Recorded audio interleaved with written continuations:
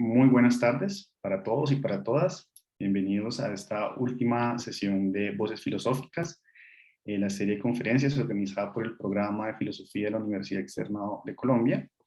Y bueno, para la sesión de hoy tenemos al profesor Juan Carlos Sarmiento, que nos va pues, a hablar sobre literatura, democracia y canon literario infantil, una mirada al Rorty.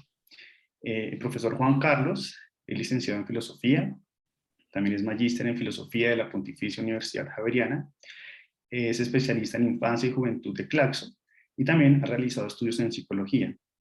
Además, está próximo a doctorarse en Filosofía en la UNED de España. El profesor Juan Carlos es autor de algunos textos como Creer, Saber y Conocer, una nueva mirada sistémica, epistémica y social del conocimiento humano, Conceptos filosóficos en la historia de la psicología, una revisión crítica a propósito de James Brennan, su libro Lógica Formal y Lógica Matemática, texto guía, publicado por la Universidad Externa de Colombia. El profesor Juan Carlos es profesor en programas de filosofía y psicología desde el año 1992, en áreas de lógica, epistemología, filosofía de la ciencia, filosofía del lenguaje, filosofía e infancia, historia de la psicología, teorías y sistemas psicológicos, entre otras. Entonces, profesor Juan Carlos, bienvenido, es un gusto tenerlo con nosotros y le doy la palabra. Adelante. Bueno, muchas gracias, muy buenas tardes a todas y a todos. Un agradecimiento especial pues, a Leonardo por la invitación a este espacio tan importante académicamente, igual a nuestra directora, la profesora Luisa Monsalve, por la invitación y por permitir pues, que se desarrollen estos espacios de conversación, de academia, y bueno, a todos los asistentes y los que pues, contribuyen a que esto sea posible. Bueno, yo quisiera empezar recordando algo que ya creo que por allí está Juliana y este semestre lo estuvimos revisando. Quisiera empezar recordando una anécdota que algunos biógrafos de Kafka cuentan acerca de él en sus últimos años, cuando estaba ya viviendo en Berlín con su amor de toda la vida viviendo en Berlín, tal vez algunos dicen que un año antes de morir o 3 años antes de morir, dicen otros, paseando por uno de los parques cercanos a su residencia, encontró una niña que estaba pues llorando amargamente por la pérdida de su muñeca. Y pues Kafka se conmovió mucho, entonces se acercó a ella, le preguntó la razón de su llanto, le comentó a la niña pues que se había perdido su muñeca favorita, y él pues muy conmovido trató de ayudarle y le ofreció pues buscarla y encontrarla, pero cuando vio que esto era como difícil, entonces lo que le dijo a la niña era que no se preocupara, que seguramente la muñeca pues pronto se iba a comunicar y que pues seguramente no estaba perdida del todo. Y al otro día cuando se encontró con la niña pues le manifestó que él había recibido una carta de la muñeca y que la muñeca pues le estaba comentando en dónde estaba o por lo menos qué estaba haciendo. La niña pues se empezó a consolar un poco con lo que contaba Kafka allí y él pues con todo su estilo literario típico leyó una carta, ¿no? En donde la muñeca le decía a la niña que no se preocupara, que ella pues había salido a conocer el mundo, que pues ella necesitaba conocer más el mundo porque solo conocía las habitaciones de la casa de la niña, pero que estaba bien y que estaba contenta y que estaba viajando mucho. Y Kafka le dijo que la muñeca había quedado de seguirle escribiendo y pues contándole las aventuras. Y entonces, diariamente, dicen que durante 3 semanas, Kafka siempre se encontraba con la niña y le leía una carta. Se le dedicaba un tiempo especial a escribir para poderle dar aliento a la niña y dar noticia de la muñeca. Y en las siguientes cartas, pues, contaba sobre sus viajes, ¿no? La muñeca y todo esto. Y pues le decía que la quería mucho, pero pues que estaba conociendo el mundo. Finalmente Kafka no sabía cómo cerrar esa historia y pues lo que se le ocurre es en la última carta decirle a la niña, pues como mensaje de la muñeca, ¿no? Leyéndole la última carta a la muñeca que se había casado, ¿no? Se había enamorado, se había casado, contándole detalles de su fiesta, lo contenta que estaba. Y bueno, esto finalmente poco a poco fue aliviando a la niña y como que la metió en otra historia distinta al drama que tenía y pues estaba muy contenta por lo que le estaba pasando a su muñeca. y Kafka le regaló una muñeca con reemplazo de ella, que sabía que no era la misma, pero que en últimas, pues, bueno, todo termina, pero también puede tener un nuevo comienzo. Eh, bueno, quería comenzar con esta historia por la relación entre literatura e infancia, ¿no? Que me parece que es un tema muy hermoso y que a propósito del gran escritor Kafka, pues nos da un gran ejemplo de cómo aproximarse a través de la literatura también a una niña que tenía no más de 7 años en la narración. Bueno, ahora voy a entrar ya en el asunto del tema que compete hoy, yo voy a presentar unas ideas. Mi intención realmente pues no es tanto como sentar cátedra sobre esto, sino compartir algunas ideas y generar también algunas preguntas para que podamos, pues en la última parte, conversar, ¿no? Conversar. Entonces, voy a darle aquí la entrada a Valentina. Conversar un poco alrededor de algunas preguntas que ustedes mismos se puedan generar y que yo también traigo, ¿no? A propósito del tema. He titulado, de manera de pretexto, Literatura, Democracia y Canon Literario Infantil, una mirada a la Rorty. A la Rorty porque de alguna forma todos sabemos que Rorty tiene una mirada bien particular sobre la democracia, y quisiera empezar pues subrayando que para Rorty la democracia pues tiene que ver con la ironía, es decir, con la construcción de un espíritu crítico, pero a la vez le preocupa mucho que la democracia aterrice en la solidaridad, en la no crueldad. Y pues esta concepción de democracia a la Rorty, pues se relaciona muy cercanamente con la literatura, porque Rorty, por supuesto conducido por varios maestros de la literatura, Rorty empieza a ver pues un poco claros, más bien borrosos, los límites entre la literatura y la filosofía, que tanto le ha interesado, en el sentido de que comienza a darle una prioridad a la literatura a la hora de hablar de la democracia, porque en la literatura pues ve la gran oportunidad, por supuesto en las grandes obras literarias, la gran oportunidad de conocer más al ser humano, de conocer de qué es capaz el ser humano, qué tan cruel puede ser, pero también qué tan solidario puede ser. Y en todo este conflicto humano, en todas estas dinámicas humanas, encuentra gran, un gran eh, una gran oportunidad, Forti, para la educación del individuo, la educación del ciudadano, finalmente la democratización. Y esto, pues, por supuesto, desde los primeros años de vida, pues, la verdad, Rorty, aunque sí pensó en los primeros años de vida, ¿no?, preescolares, en realidad centró su atención en la etapa de la escolaridad y también de la formación universitaria. Por eso esto también tiene relación con la otra expresión que utilizo allí, que traigo a colación del canon literario, porque pues bueno, el concepto de canon literario hace referencia pues a todo ese corpus, ¿no?, de textos clásicos de la literatura que se pensaría que deben ser los leídos por alguien que quiera aprovechar el tiempo en la lectura de la literatura. Habiendo tantos textos que leer en la vida y habiendo tan poco tiempo relativamente para tanta lectura posible, pues lo que hace justamente el canon literario es restringir la lectura a simplemente aquello que vale la pena leer.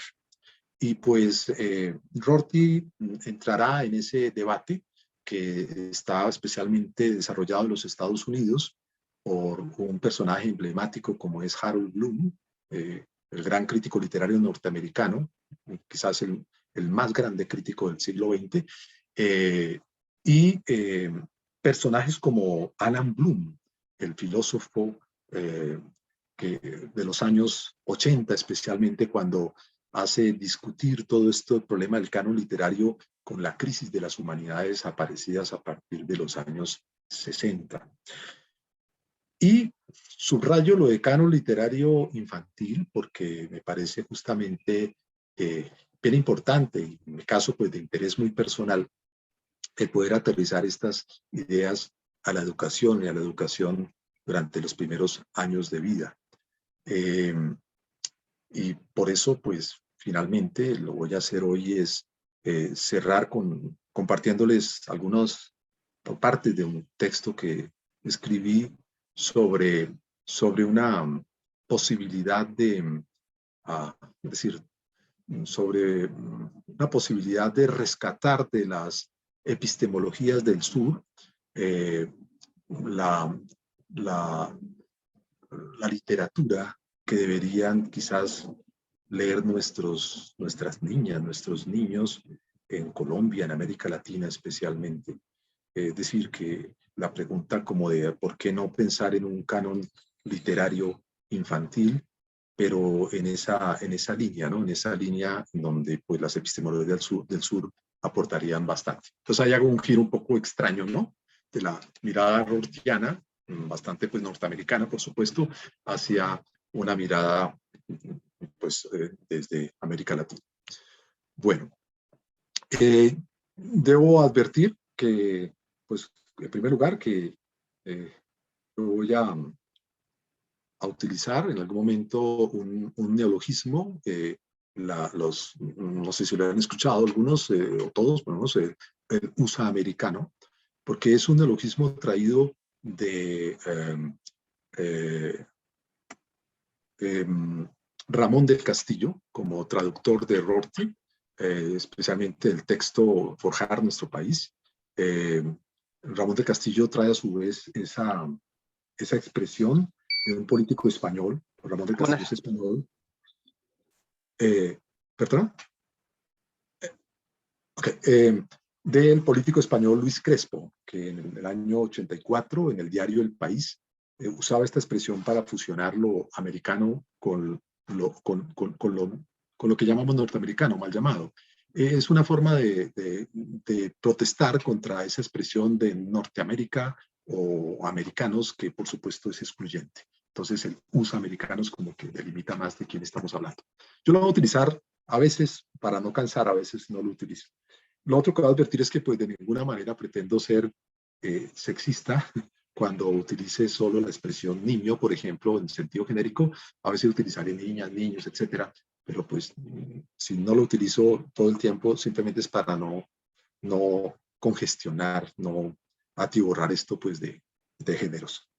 Y pues voy a, según lo que conversamos con Leonardo, pues voy a, en principio, a utilizar pues unas diapositivas. Las diapositivas no tienen tanto la intención de esquematizar ideas, sino un título donde vamos como guiándonos por el título de en qué vamos y una imagen que pueda ser diciente para lo que se está planteando.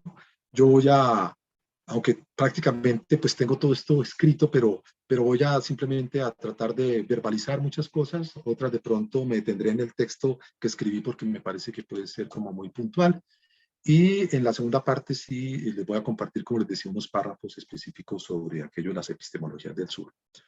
Bueno, entonces el recorrido más o menos será literatura, crítica literaria y democracia norteamericanas a la Rorty, antiautoritarismo, literatura y educación a la Rorty, canon literario y filosofía para con niños en el programa P4C. Yo realmente, o sea, filosofía para niños, realmente este punto decidí omitirlo al final porque por razones de tiempo, más bien lo convertí en una pregunta que podríamos abrir, haré un comentario muy, muy breve sobre el asunto apenas, y al final pues lo de literatura infantil en el contexto de las epistemologías del sur.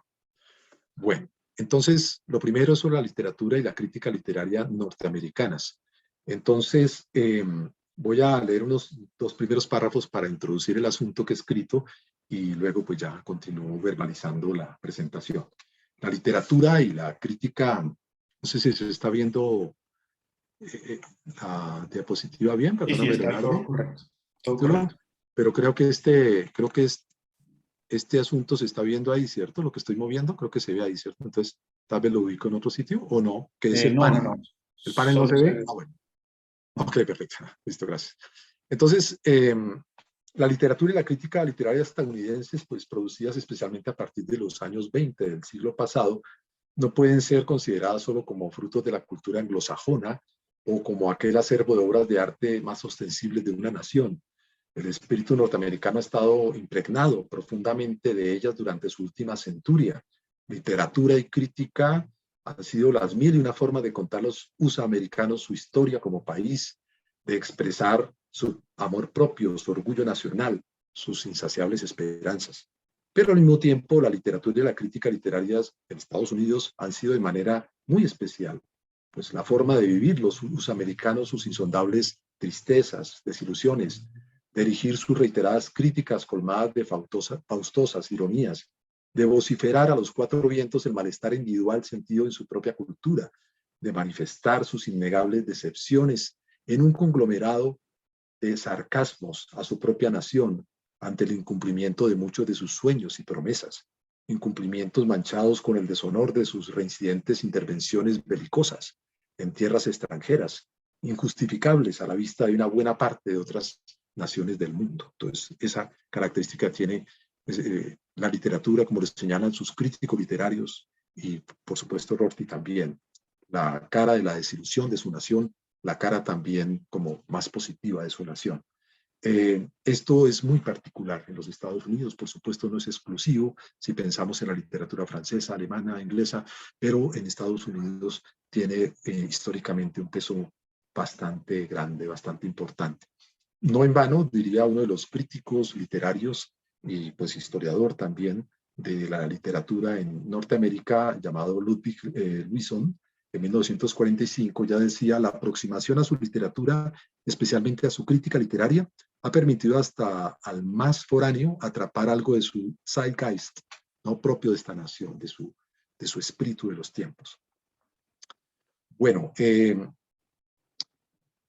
algunos historiadores pues consideran que esta crítica literaria USA-americana empieza a tener fuerza especialmente a mediados del siglo XX, después de la posguerra, pues la época de la posguerra, perdón, cuando ya los europeos y los norteamericanos como que renuncian a seguir interpretando los textos literarios a la luz de Aristóteles o de Samuel Taylor, y más bien quieren comprenderlo desde otros contextos, enriquecerlo de otros contextos, y por eso van a acudir a las ciencias sociales, a la filosofía, al psicoanálisis, a la lingüística, a otras disciplinas afines. Empieza a cobrar mucha importancia no solo la literatura, sino la crítica literaria, al punto que llega en algún momento a ser hasta más importante en los Estados Unidos que la misma literatura. De ahí que diría el historiador también Willard Thorne en 1962, la que un día fue la cenicienta de las artes literarias, es hoy la reina del baile, como aparece allí en la diapositiva. Esto me hace pensar un poco en Malinowski, por ejemplo, cuando nos habla en 1974 en su texto de Magia, Ciencia y Religión, que el mito, pues más que una narración que se cuente, es una realidad que se vive. A su vez, me acordaba después, 15 años más adelante, en 1989, cuando Guillermo Páramo diría, a propósito de sus estudios sobre la lógica de los mitos y las lógicas paraconsistentes y todos sus estudios, especialmente sobre los Guayú, cómo no solo existe la historia de los mitos, sino que los mitos hacen historia. Y creo que pasa algo semejante al decir que la literatura norteamericana y la crítica de la literaria en Norteamérica ha formado en gran parte también su historia. Por eso he partido de ahí, ¿no? Por eso he partido de ahí. Y también pues por aquello de Alarrorty, ¿no? Bien. Ahora, pues la variedad de textos que hay sobre la crítica literaria norteamericana, lo señala Rorty, pues no confluye, no lleva a una sola versión, pero este pluralismo justamente lo subraya Rorty como parte de lo que hace ver que no hay un metarrelato sobre estas cosas y que lo que prevalece justamente es la contingencia. Rorty como un gran maestro, filósofo de la contingencia. Pero claro, surge la pregunta de si estas historias de la literatura y de la crítica literaria están ideologizadas por estar escritas muchas de ellas justamente por norteamericanos. Rorty hará ironía de esto, como lo hace en muchos casos, hablando de estos temas, diciendo en forjar nuestro país, dice literalmente: no creo que haya una forma no mitológica y no ideológica de narrar la historia de un país, como tampoco en narrar sobre su literatura o sobre su crítica literaria. Y por eso termina diciendo: llamar mítica o ideológica a una historia como esta solo tendría sentido si esas narraciones se pudiesen contrastar con una historia objetiva. Y pues coloca entre comillas objetiva para hacer burla de la objetividad de los positivistas. Bien. En la siguiente diapositiva, pues estoy mostrando a dos personajes que tienen mucho que ver con toda esta concepción de Rorty en los Estados Unidos y la literatura y la crítica literaria, que son el que ya nombré antes, Harold Bloom y Alan Bloom, que aunque tienen el mismo apellido, pues no tienen nada que ver uno con el otro a nivel familiar.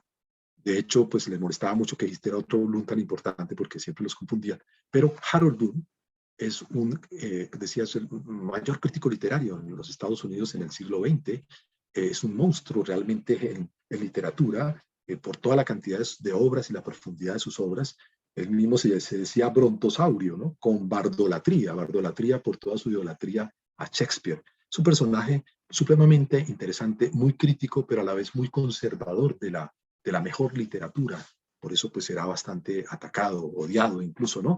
Porque buscando armar lo que para él debía ser un canon literario en Occidente, y por eso escribe una de sus grandes obras, es el Canon de Occidente, ¿no? Dirá Harold Bloom que pues hay que seleccionar muy bien y que hay que coger realmente a los grandes de la literatura y no perder tiempo leyendo Harry Potter u otras cosas, ¿no? Entonces echará pestes contra Harry Potter y todas lo que le considera que no es literatura. Y pensará en el grande de los grandes, Shakespeare, aunque él es norteamericano, es neoyorquino, sin embargo, pues atribuirá a Shakespeare la gran herencia de la literatura incluso norteamericana, pero tendrá una cercanía muy grande con el psicoanálisis, pues con Nietzsche también y con muchos otros, pero con el psicoanálisis muy particularmente para hablar del parricidio que necesita ser un gran literato para convertirse realmente en un literato, en un autor, necesita ser un parricidio con aquel que le ha dado, pues de alguna forma, la vida. Es decir, para Harold Bloom, los grandes literatos siempre han partido de leer también a los grandes y siempre se han guiado y se han inspirado especialmente en algún gran literato, en algún gran escritor. Pero llega un momento en que eso que él llama como la angustia, la influencia, avanza. Y en los grandes literatos lo que ocurre es que llega un momento en que quieren desprenderse, como el adolescente quiere desprenderse un poco y ser independiente hasta ser él mismo, cobrar identidad. Entonces, los grandes autores han hecho eso, han reconocido en algún momento con mucho dolor que han tenido una influencia importantísima de un autor, no lo desconocen, pero quieren hacer un parricidio, ¿no? Un parricidio en sentido psicoanalítico, ¿no? Quieren darle muerte a ese padre para poder nacer ellos mismos. Y eso lo ha logrado muy pocos. Por eso, por ejemplo, nunca incluyó Harold Bloom a García Márquez en su canon, ¿no? Andrés Pastrana le preguntaba en una entrevista cuando era director del noticiero 24 horas, le preguntaba a Gabriel García Márquez qué opinaba de que Harold Bloom, semejante personaje, no lo hubiera incluido en el canon literario siendo ya premio Nobel de Literatura. Y bueno, Gabo con sus salidas interesantes siempre decía, pues es que ni siquiera sabía que no me había incluido, porque a mí no me interesan los críticos literarios, no creo en ellos. Y bueno, así cerró, digamos, la entrevista García Márquez. A la derecha tengo pues allí a Alan Bloom, derecha porque a propósito muchos consideraron que era de esa línea, aunque él se consideraba también liberal, pero un gran defensor de las humanidades, un crítico sobre todo en las universidades, viendo a sus estudiantes de lo que estaba pasando con sus estudiantes, cómo habían perdido como toda esa fundamentación que daba la filosofía y la literatura clásicas para poder formar a los estudiantes, para educarlos realmente pues, en la vida escolar, pero sobre todo en la universidad. Lamentaba muchísimo esto y pues hacía siempre alusión también a la necesidad de un canon filosófico y literario que fundamentara toda la formación en valores y los valores ciudadanos, pues los valores familiares y demás. Esto, por supuesto, generó unas críticas muy fuertes porque justamente no estaba pensando en la contingencia, ¿cierto? Estaba pensando en la necesidad de la fundamentación. Y bueno, pues Alan Bloom va a contribuir a pensar en el canon, pero digamos desde esa perspectiva. Sin embargo, yo quisiera destacar algo que yo creo que yo después lo convierto en pregunta porque me parece agudo Alan Bloom también cuando lo menciona en su texto, digamos, más reconocido, que es The Closing of the American Mind, de 1987, cuando Alan Bloom, que muere en el 92, Harold Bloom muere en 2019, ¿no? Dice Alan Bloom lo siguiente a propósito de todas las críticas que se le vinieron encima por parte del liberalismo más de izquierda, ¿no? Diría él, el auténtico liberalismo debe consistir en permitirse la pregunta. Perdón, leo antes porque hay otra cosa importante. Alan Bloom considera que el verdadero liberalismo no puede consistir en guardar silencio a la hora de tener que hablar. Pues no, sigo muy abajo. Un momento, ahora sí. Lo más grave de todo esto, o sea, de las acusaciones que a él le hacían sobre el canon y todos los textos clásicos de literatura y filosofía, es haber infundido antivalores, acusarlo de infundir antivalores culturales que deberían ahora ser taxativamente rechazados. Así, los que creen ser liberales resultan siendo los verdaderos conservadores, diría él, pues crean un tipo de inquisición hacia las lecturas que se atreven a ir más allá de la réplica de sus propios discursos liberales. Alan Bloom considera que el verdadero liberalismo no puede consistir en guardar silencio a la hora de tener que hablar sobre la sexualidad, política o la moral cuando no se está de acuerdo con estas mayorías que además afirman representar a las minorías. El auténtico liberalismo debe consistir en permitirse la pregunta, la incertidumbre sobre la propia posición sin dogmatizarse. Pero los que se creen liberales se han dogmatizado en contra de toda educación liberal, pues ya no toleran preguntas a las cuales nunca deberíamos renunciar, como ¿qué es ser feliz? ¿O qué es una buena vida? No. Se les ha señalado a los jóvenes a no hacerse las preguntas, porque implicarían aceptar la existencia de alguna verdad igual para todos. Así se acusa a la civilización occidental de ser la madre de todas las desdichas de las minorías, al tiempo que se defiende presuntamente con tal censura la apertura del espíritu liberal. Este cierre de la mente americana, que es la traducción que tiene su texto, y de toda mente constituye en realidad para Alan Bloom una tolerancia a la intolerancia. Bueno, esto de todas formas creo que es interesante porque controvierte con todas las otras posturas que lo acusan de más bien de conservadorista. Enseguida tengo aquí, pues, te aparece acá Richard Rorty. Aquí está a la izquierda una foto familiar, su segundo matrimonio. Su esposa, curiosamente mormona practicante, el ateo en ese momento, sus hijos Kevin y Patricia. Patricia, recuerdo el nombre porque recuerdo que Rorty decía en algunas de sus entrevistas que él le sorprendía ver cómo él estuvo leyendo en su infancia pues la literatura de todos, ¿no? O sea, la de los hermanos Grimm y todo esto, pero que la niña ya leía a muy temprana edad, incluso porque le pedían en el colegio leer el diario de Ana Frank y que quería pasar con sus nietos, ¿no? Bueno, aquí a la derecha está Richard Rorty, en unas universidades que trabajó, ¿no? Él pues fue formado en Chicago, doctorado en Yale, trabajaría en la Universidad de MacArthur, Virginia, y finalmente sus últimos años en Stanford. O sea, allí parece que está en Stanford, se me ocurre por la edad que tiene ya en la foto y además parece que está haciendo una clase sobre el futuro de la filosofía, una de sus grandes preocupaciones. Bueno,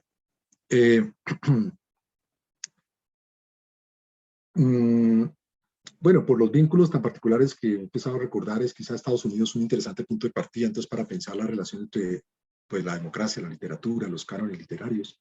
Y es Rorty un interesante conversador, reconociendo que fue uno de los pensadores que más dialogaría en vida en un río revuelto de posturas críticas y tendencias políticas provenientes de derecha, de la izquierda radical y el propio liberalismo, considerado por él mismo como izquierda progresista y reformista en su país.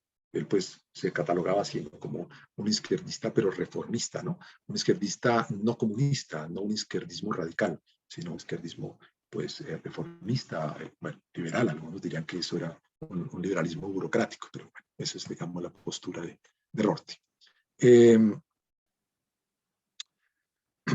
Rorty, a propósito de la educación, aterrizando un poco ya la idea de la educación, Rorty, los ciudadanos se van formando a partir de una educación escolar y luego universitaria, por lo menos quienes tienen esa oportunidad.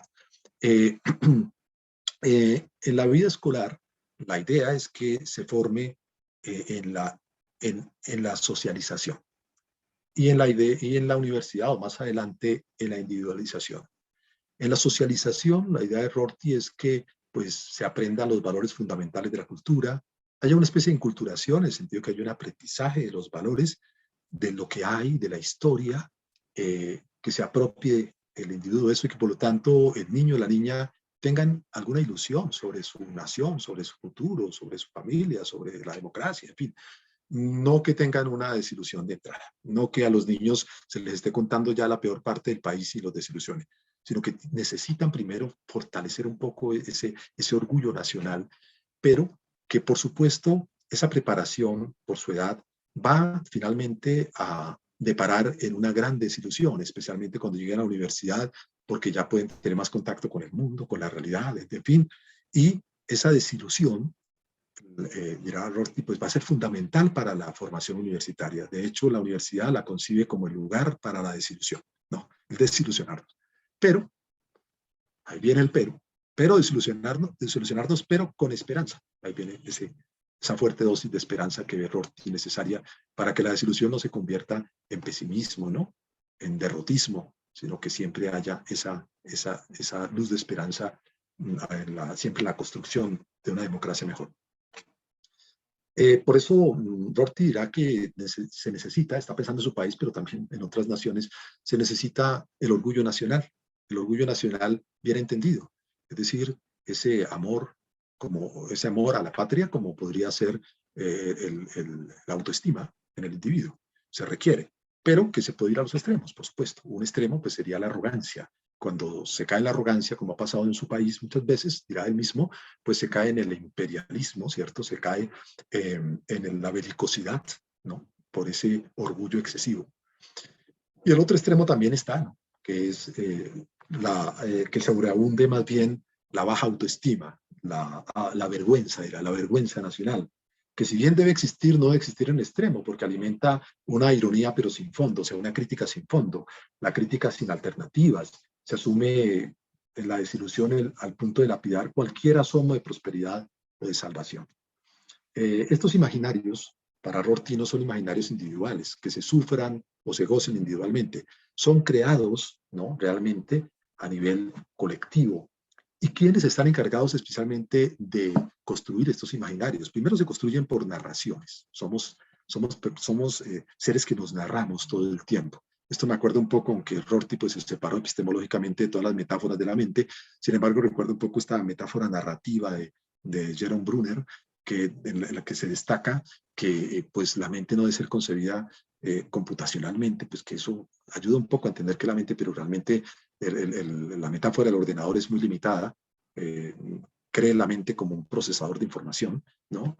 Y la misma metáfora conexionista de las redes neuronales, pues ayuda un poco más por la complejidad de las redes neuronales, pero no es suficiente. Aparece la metáfora narrativa que ayuda a pensar más bien como que nos construimos a partir también de narraciones y que incluso desde la infancia estamos siendo constituidos por narraciones. Nosotros escuchamos narraciones desde muy temprano de nuestros padres, madres, cuidadores, el cuento inventado incluso por el papá, la mamá, la abuela, y nosotros mismos también contando nuestras propias historias al llegar de la escuela, en fin. Entonces nos construimos también cognitivamente a partir de narraciones. Ese factor narrativo pues está muy presente en Rorty. ¿Y quiénes narran la nación? ¿Quiénes narran el país? Dirá Rorty, pues generalmente se delega esto a los grandes intelectuales y a los grandes artistas de las naciones, especialmente, por ejemplo, los literatos. Por lo menos es lo que ha ocurrido en su país. Y por eso mismo, pues importa mucho ellos cómo narren, ¿no? Cómo se narren, cómo narren, no cómo se narren, cómo narren a la nación, ¿no? Cómo la narren. Y en esas narraciones, pues entonces aparecen preocupaciones como las que tiene Rorty. Es que hay narraciones pesimistas y narraciones también, como las llama, chauvinistas, militaristas, ¿cierto? Que defienden más bien la belicosidad y justifican toda ánimo de colonización y de imperialismo. Eso no es la manera de optimizar una nación ni de narrar una nación. Entonces habla de otro tipo de literatura que puede ser de buena autoestima, de orgullo nacional, pero que no llegue, por supuesto, a un extremo tan lamentable como ese. Entonces, bueno, aquí tengo un paréntesis, aquí tengo otra a Richard Rorty, una fotografía pues de sus años en el college, ¿no? Creo que unos 16, 17 años, de este texto, tomado la foto de este texto de Neil Gross, eso está tomado de los archivos del college, donde estudió Richard Rorty, La forja de un filósofo americano. Esta es una obra de un sociólogo que intenta hacer un estudio muy interesante sobre los grandes pensadores, y toma especialmente a Richard Rorty para tratar de entender sociológicamente cómo influyó todo su entorno académico, las universidades donde se educó, donde enseñó, para que llegara a ser el filósofo que, bueno, es como el estudio que parece. Aquí está otra fotografía, simplemente era para recordar un poco ese debate ya entre izquierda, derecha y las izquierdas en los Estados Unidos. Pero bueno, paso a esta que es la literatura demoledora de esperanzas. Entonces aparece, por un lado, una literatura que considera desastrosa, porque no deja ninguna esperanza. Y allí está citado nada menos que Neil Stephenson y Snow Crash, ¿no? Que pues sabemos que pertenece a este género cyberpunk de los años 90, y que mezcla la tecnología, el alto desarrollo, la informática, la cibernética, la robótica, con calidad de vida baja, ¿no? Entonces, pues, ¿cómo se dice? Sin expoliar el texto, por si alguien no lo ha leído, pero sí, digamos que es una mirada muy pesimista del futuro, hacia dónde va la nación. Y estaba también esto pensado también internacionalmente, como por ejemplo cuando escribe el norteamericano James Thompson, que vivió mucho tiempo en Finlandia, sus últimos años, esta obra de Helsinki White, también creo que está traducida como Fine Lands, en Finlandia, pues James Thompson mostrando toda la tragedia de un extranjero viviendo allá en medio de la xenofobia de los nórdicos. Bueno, digamos que la novela es absolutamente trágica, no puedo esperar todo el tiempo sino tragedia tras tragedia, y por lo tanto, pues a la vista de Rorty no ayuda mucho a cultivar la esperanza en medio de la desilusión que debe existir de la propia nación. Por eso, en contraste, pues cita más bien las primeras 3 décadas del siglo XX, Rorty, en donde aparecen obras, y puedo nombrar especialmente una, pues hay otras también que tengo por aquí anotadas, pero de pronto por tiempo voy a detenerme solo en esta obra, de Jungle, que es un clásico de 1906 aproximadamente, en donde Upton Sinclair, pues, en un trabajo que podríamos llamar periodismo literario, eh, con la información que tiene y también con la creatividad que tiene para escribir, la imaginación, pues está denunciando en últimas, o sea, tiene una función social esta obra, está denunciando a través de la literatura lo que estaba pasando en las productoras de carne, ¿no? Y en los mataderos de ganado, en donde se estaba maltratando no solo a los animales, sino se estaba maltratando también a los trabajadores, explotándolos. No había ningún control de calidad, entonces había riesgo de que incluso se intoxicaran hasta los soldados, mismos norteamericanos, en fin. Y esto toma tanto vuelo que la obra llega a tener tanto impacto que es enviada por Sinclair a Roosevelt, y Roosevelt pues toma medidas, entra en alerta, manda revisar, censura también, manda a revisar pues cómo está esta producción, haciendo esta producción de carnes, esto especialmente sucede en Chicago, y finalmente toma medidas, ¿no? Hay sanciones y demás, y a partir de ese momento, pues, según algunos, aparece esto del control de calidad que nosotros también hoy en día tenemos en cuestiones, por ejemplo, de la producción de carnes. La producción, el empaque, la distribución y demás. Bueno, voy a tratar de ir como avanzando más para que el tiempo me dé. Bueno, señalar que entonces en las 6 primeras décadas, hasta los años 60, literatura para Rorty que produce desilusión pero con esperanza, y del 90 en adelante, pues del 60 en adelante, las 4 últimas décadas, dirá Rorty que ve mucho pesimismo en la literatura y un gran riesgo de caer en desilusión y desesperanza, lo que atentaría contra la misma democracia y alentaría de pronto otros intereses como los de la izquierda radical comunista. Y pues cita, por ejemplo, a nada menos que a William James para recordar que hay que afianzar la fe en la democracia, porque la fe en la democracia, como diría James, en Estados Unidos es religiosa, diría, ¿no? Para hacer como ese énfasis tan fuerte de lo que es la democracia. Señala que, pues, infortunadamente en el país cada vez se menciona más a pues, personas que podrían alentar a la nación, como Lincoln, Adams y demás, y por eso pues trata de rescatar a intelectuales como Whitman, a Dewey, que si bien son muy críticos y críticos a nivel también de la formación, en la democracia, en la educación, pues creen profundamente también en la democracia.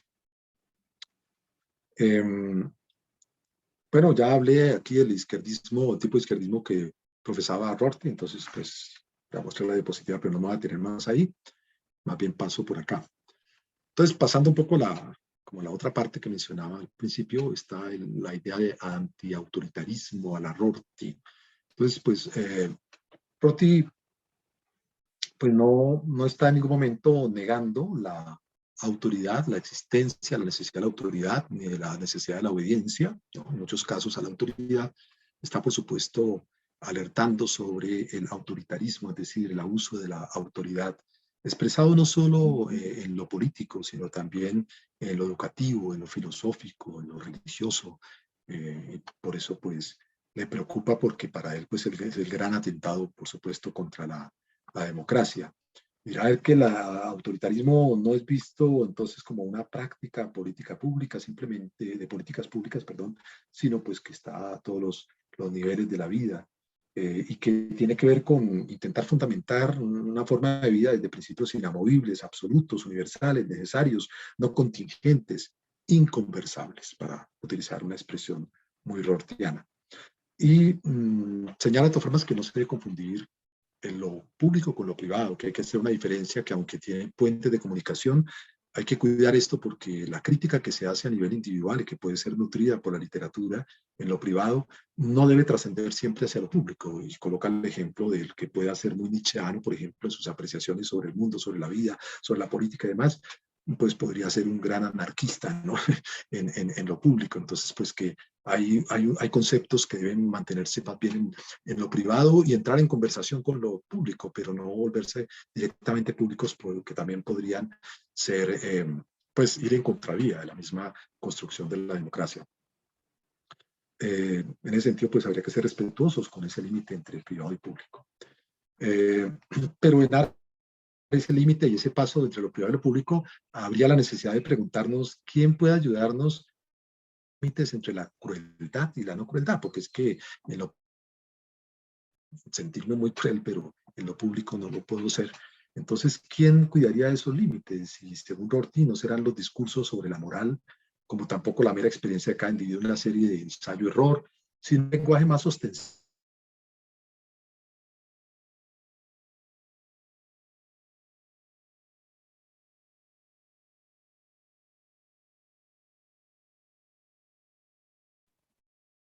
Creo que se congeló, ¿verdad? Sí, Sí, ya no se sí, ve. se congeló. Vale, esperemos unos minutos, debe tener. Es que está lloviendo en su casa y me había advertido que probablemente tendría problemas de internet. Entonces, esperemos unos minutos.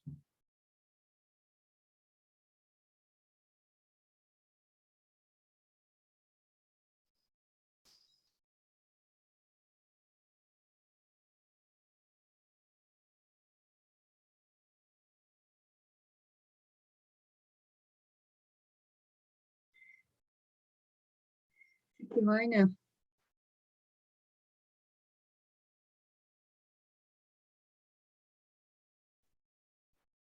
Está chévere. Usted siempre aquí acompañándonos, ¿no, Ángela? Me encanta. Estamos en otro momento. Habría por muchos lados. ¿Me escuchan? Sí. No estamos viendo la diapositiva. No están viendo la diapositiva. No. Ah, perdón. Entonces, voy a tener que volver a compartir acá. Claro, como me desconecté seguramente, quedé fuera de la... Entonces, segundo aquí.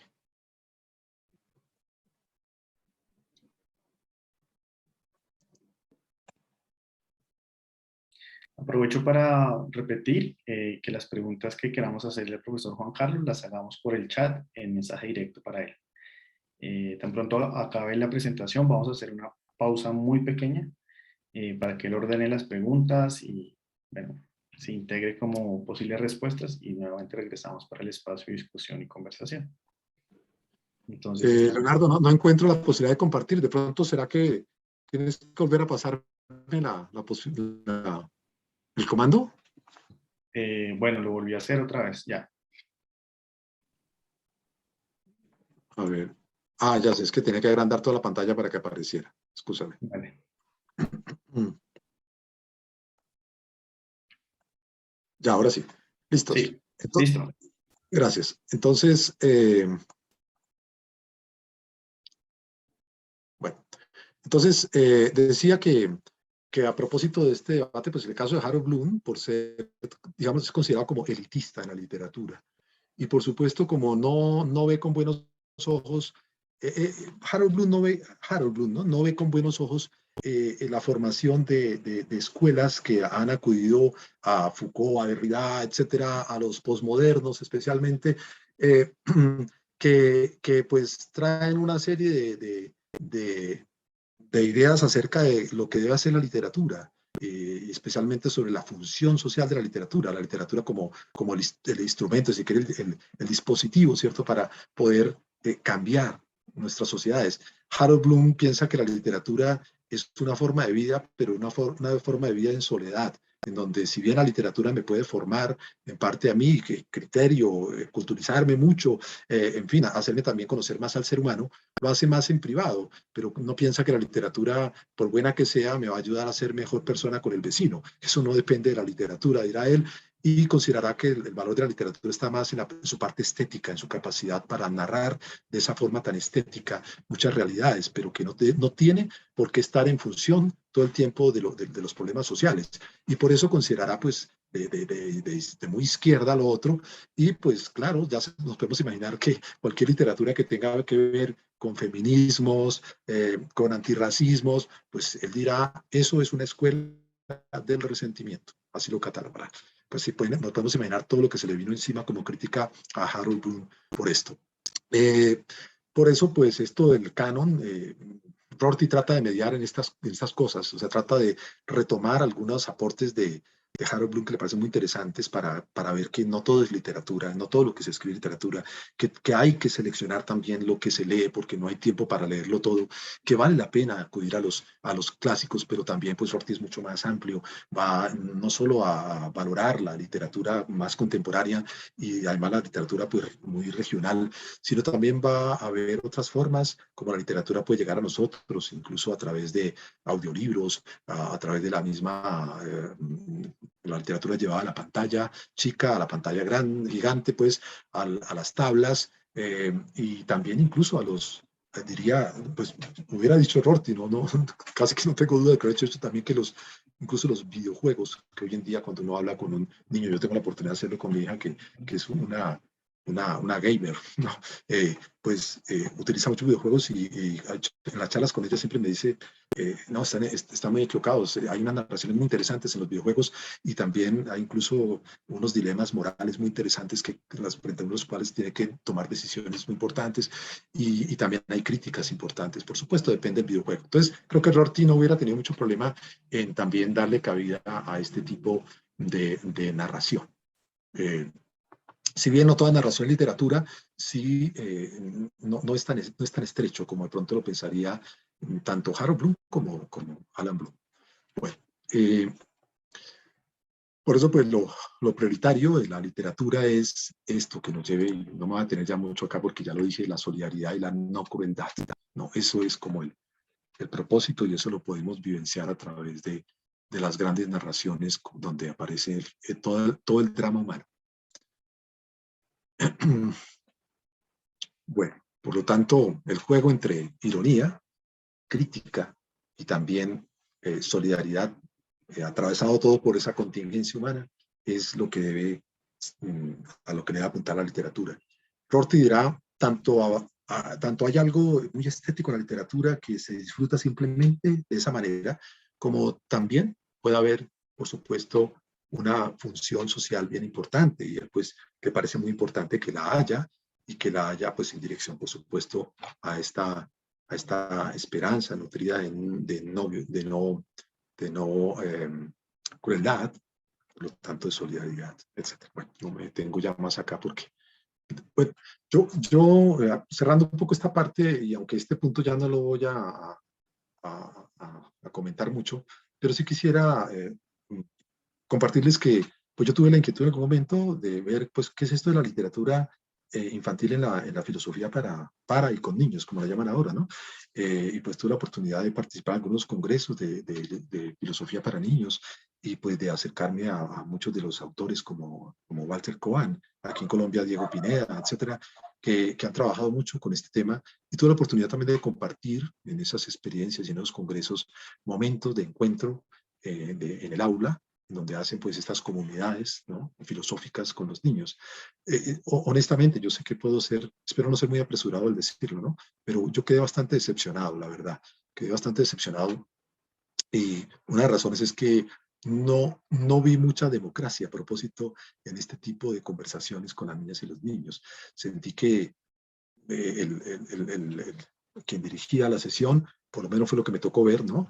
Pero era una exhibición para todos lo que se estaba haciendo, entonces creo que es significativo y representativo.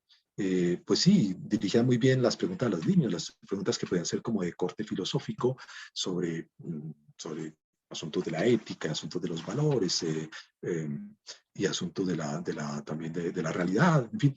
Pero yo sentí todo el tiempo mucha directividad, de todas maneras, por parte de quien estaba al frente. Creo que esto obedece, me atrevo a pensarlo, a los ideales de todas formas de Lippmann, ¿no?, el fundador de la filosofía para niños, porque de alguna manera, cada vez que leían novelas, porque ellos construyeron sus propias novelas, ¿cierto? Tienen sus propias novelas para ir por grados, ¿no? Despertando como esta racionalidad desde muy temprana edad, siento un gran afán de despertar la racionalidad, que pensaría yo que prematuramente en las niñas y los niños. Creo que hay una mirada de todas formas que sigue siendo adultista en la filosofía para niños y que pues personalmente no comparto. Por otro lado, me preocupó bastante y así lo expresé en una ponencia, pero yo creo que pues no tiene a veces mucha cabida este tipo de reflexiones, ya por toda la historia que esto tiene. Y es que yo siempre me preguntaba, bueno, pero si existe una filosofía para con niños, ¿qué pasa con el niño que de pronto se empieza a cultivar en su pensamiento crítico en la escuela, pero después llega a su casa y lo que recibe es autoritarismo? Entonces, ¿dónde está la formación filosófica, literaria de los cuidadores, de los padres, de las madres, etcétera? Entonces, ¿cómo pensar en una literatura que solo vaya dirigido hacia los niños, a las niñas?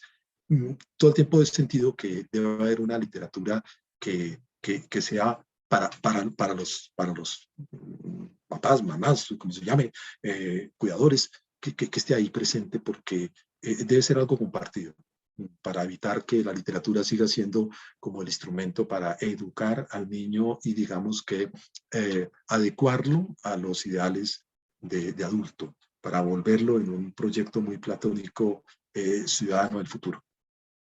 Bueno, pero no me detengo más acá, de pronto lo podemos conversar en la última parte. Y quisiera, pues, finalmente trabajar algo sobre las contribuciones de las epistemologías del sur a la construcción de un canon literario infantil. Aquí sí voy a pegarme un poquito más de la lectura, me excusan, pero pues es algo que yo he escrito, ¿no? Y pues no tomo su totalidad, tomo apartes, pero quería compartirlo porque creo que se pierde un poco si lo hago de otra manera lo que quería decir allí por escrito. Esto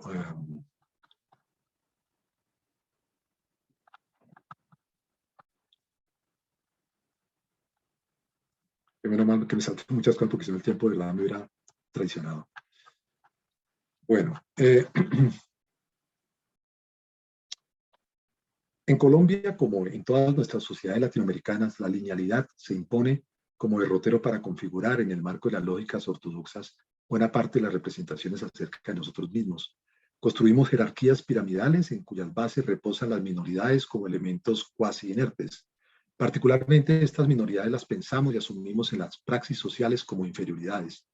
Las pretensiones colonialistas y neocolonialistas que nutren estas jerarquías excluyentes devienen tradicionalmente en dogmatismos, en saberes mayores, que permean la academia y que especialmente en los territorios urbanos de nuestro país generan multitud de violencias, epistemicidios, fratricidas, hacia otras formas de conocimientos, hacia otras formas de creer y de saber. En nombre del rigor académico, las mayoridades hallan estas alternancias incompatibles, inaceptables, subversivas y por ende altamente peligrosas, como lo acusará Sousa en 2010. Así, en las familias, en las instituciones escolares, en las universidades y en los espacios laborales, se filtran los saberes para dinamizar solo aquellos legitimados o legitimizados por las instituciones públicas y privadas desde el timonel de las instancias gubernamentales.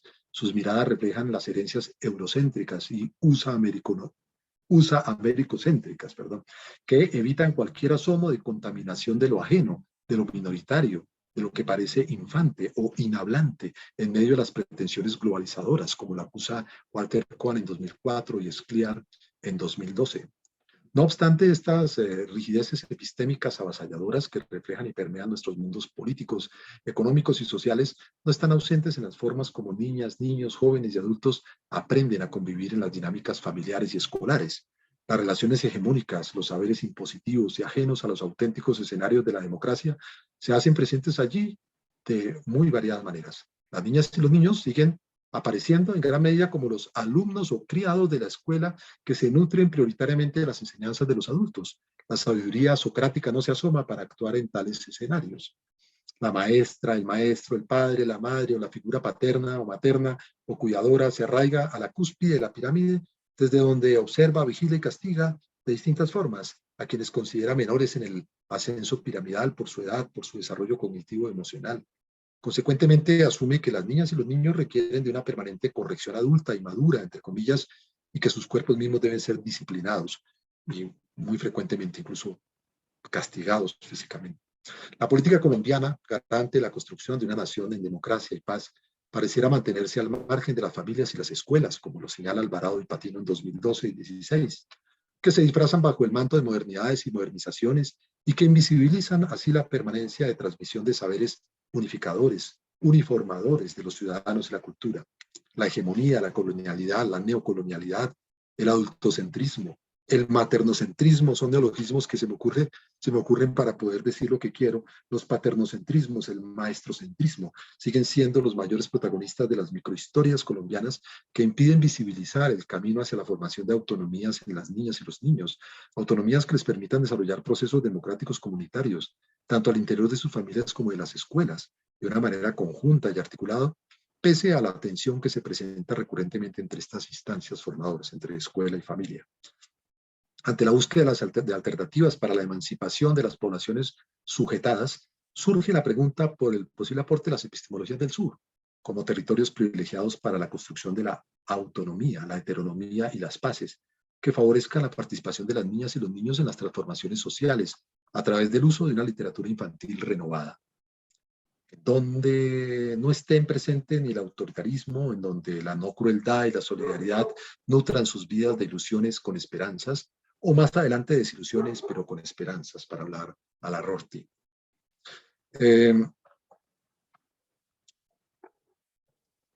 Hablando un poco de los autocentrismos, entonces, que tenemos en Colombia concretamente, pues afirmo que Colombia no es la excepción, sino por el contrario, la ratificación de la existencia de autocentrismos en América Latina y en muchas otras partes del mundo, como una forma de vida e interacción que está presente, entre otros, en el ámbito familiar, escolar, social, político, económico y religioso.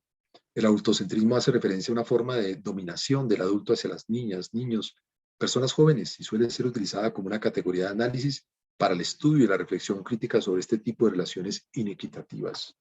El autocentrismo, sin embargo, alude especialmente a las relaciones de dominación que se dan entre los mayores y los menores de edad. Este fenómeno está correlacionado con el imaginario social que coloca al adulto como modelo a seguir por el niño en su ascenso cronológico lineal hacia la madurez. Se espera socialmente que este modelo entonces le sirva al menor como derrotero para realizar sus acciones y obedecer a aquello que constituye su futuro deber ser en el mundo.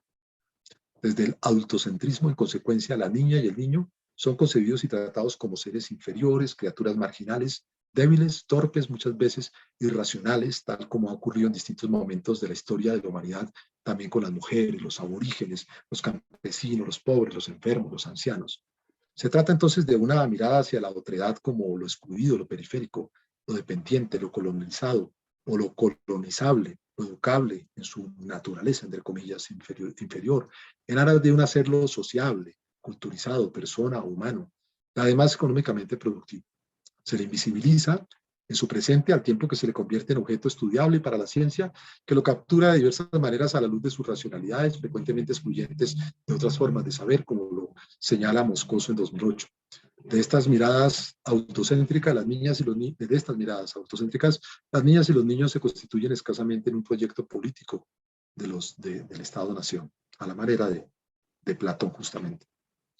La homogeneización de las niñas y los niños y adolescentes que se construye y vigila panópticamente dentro de las escuelas se replica y prolonga muchas veces en las familias y en la vida social en función de los beneficios atribuibles a la disciplina que los adultos creen más formativa para ellos. De ahí que el uso del castigo en cualquiera de sus modalidades, físico, psicológico, etcétera, se convierta en el pan de cada día al interior de muchas familias e instituciones educativas en nuestro país y en muchas partes del mundo, paradójicamente en contravía de la necesidad de facilitar la formación de nuevas autonomías, como lo reclama todo el tiempo, por lo menos en los papeles del ICBF, ¿no? Junio de 2020, la UNESCO, la OMS, la UNICEF en 2020.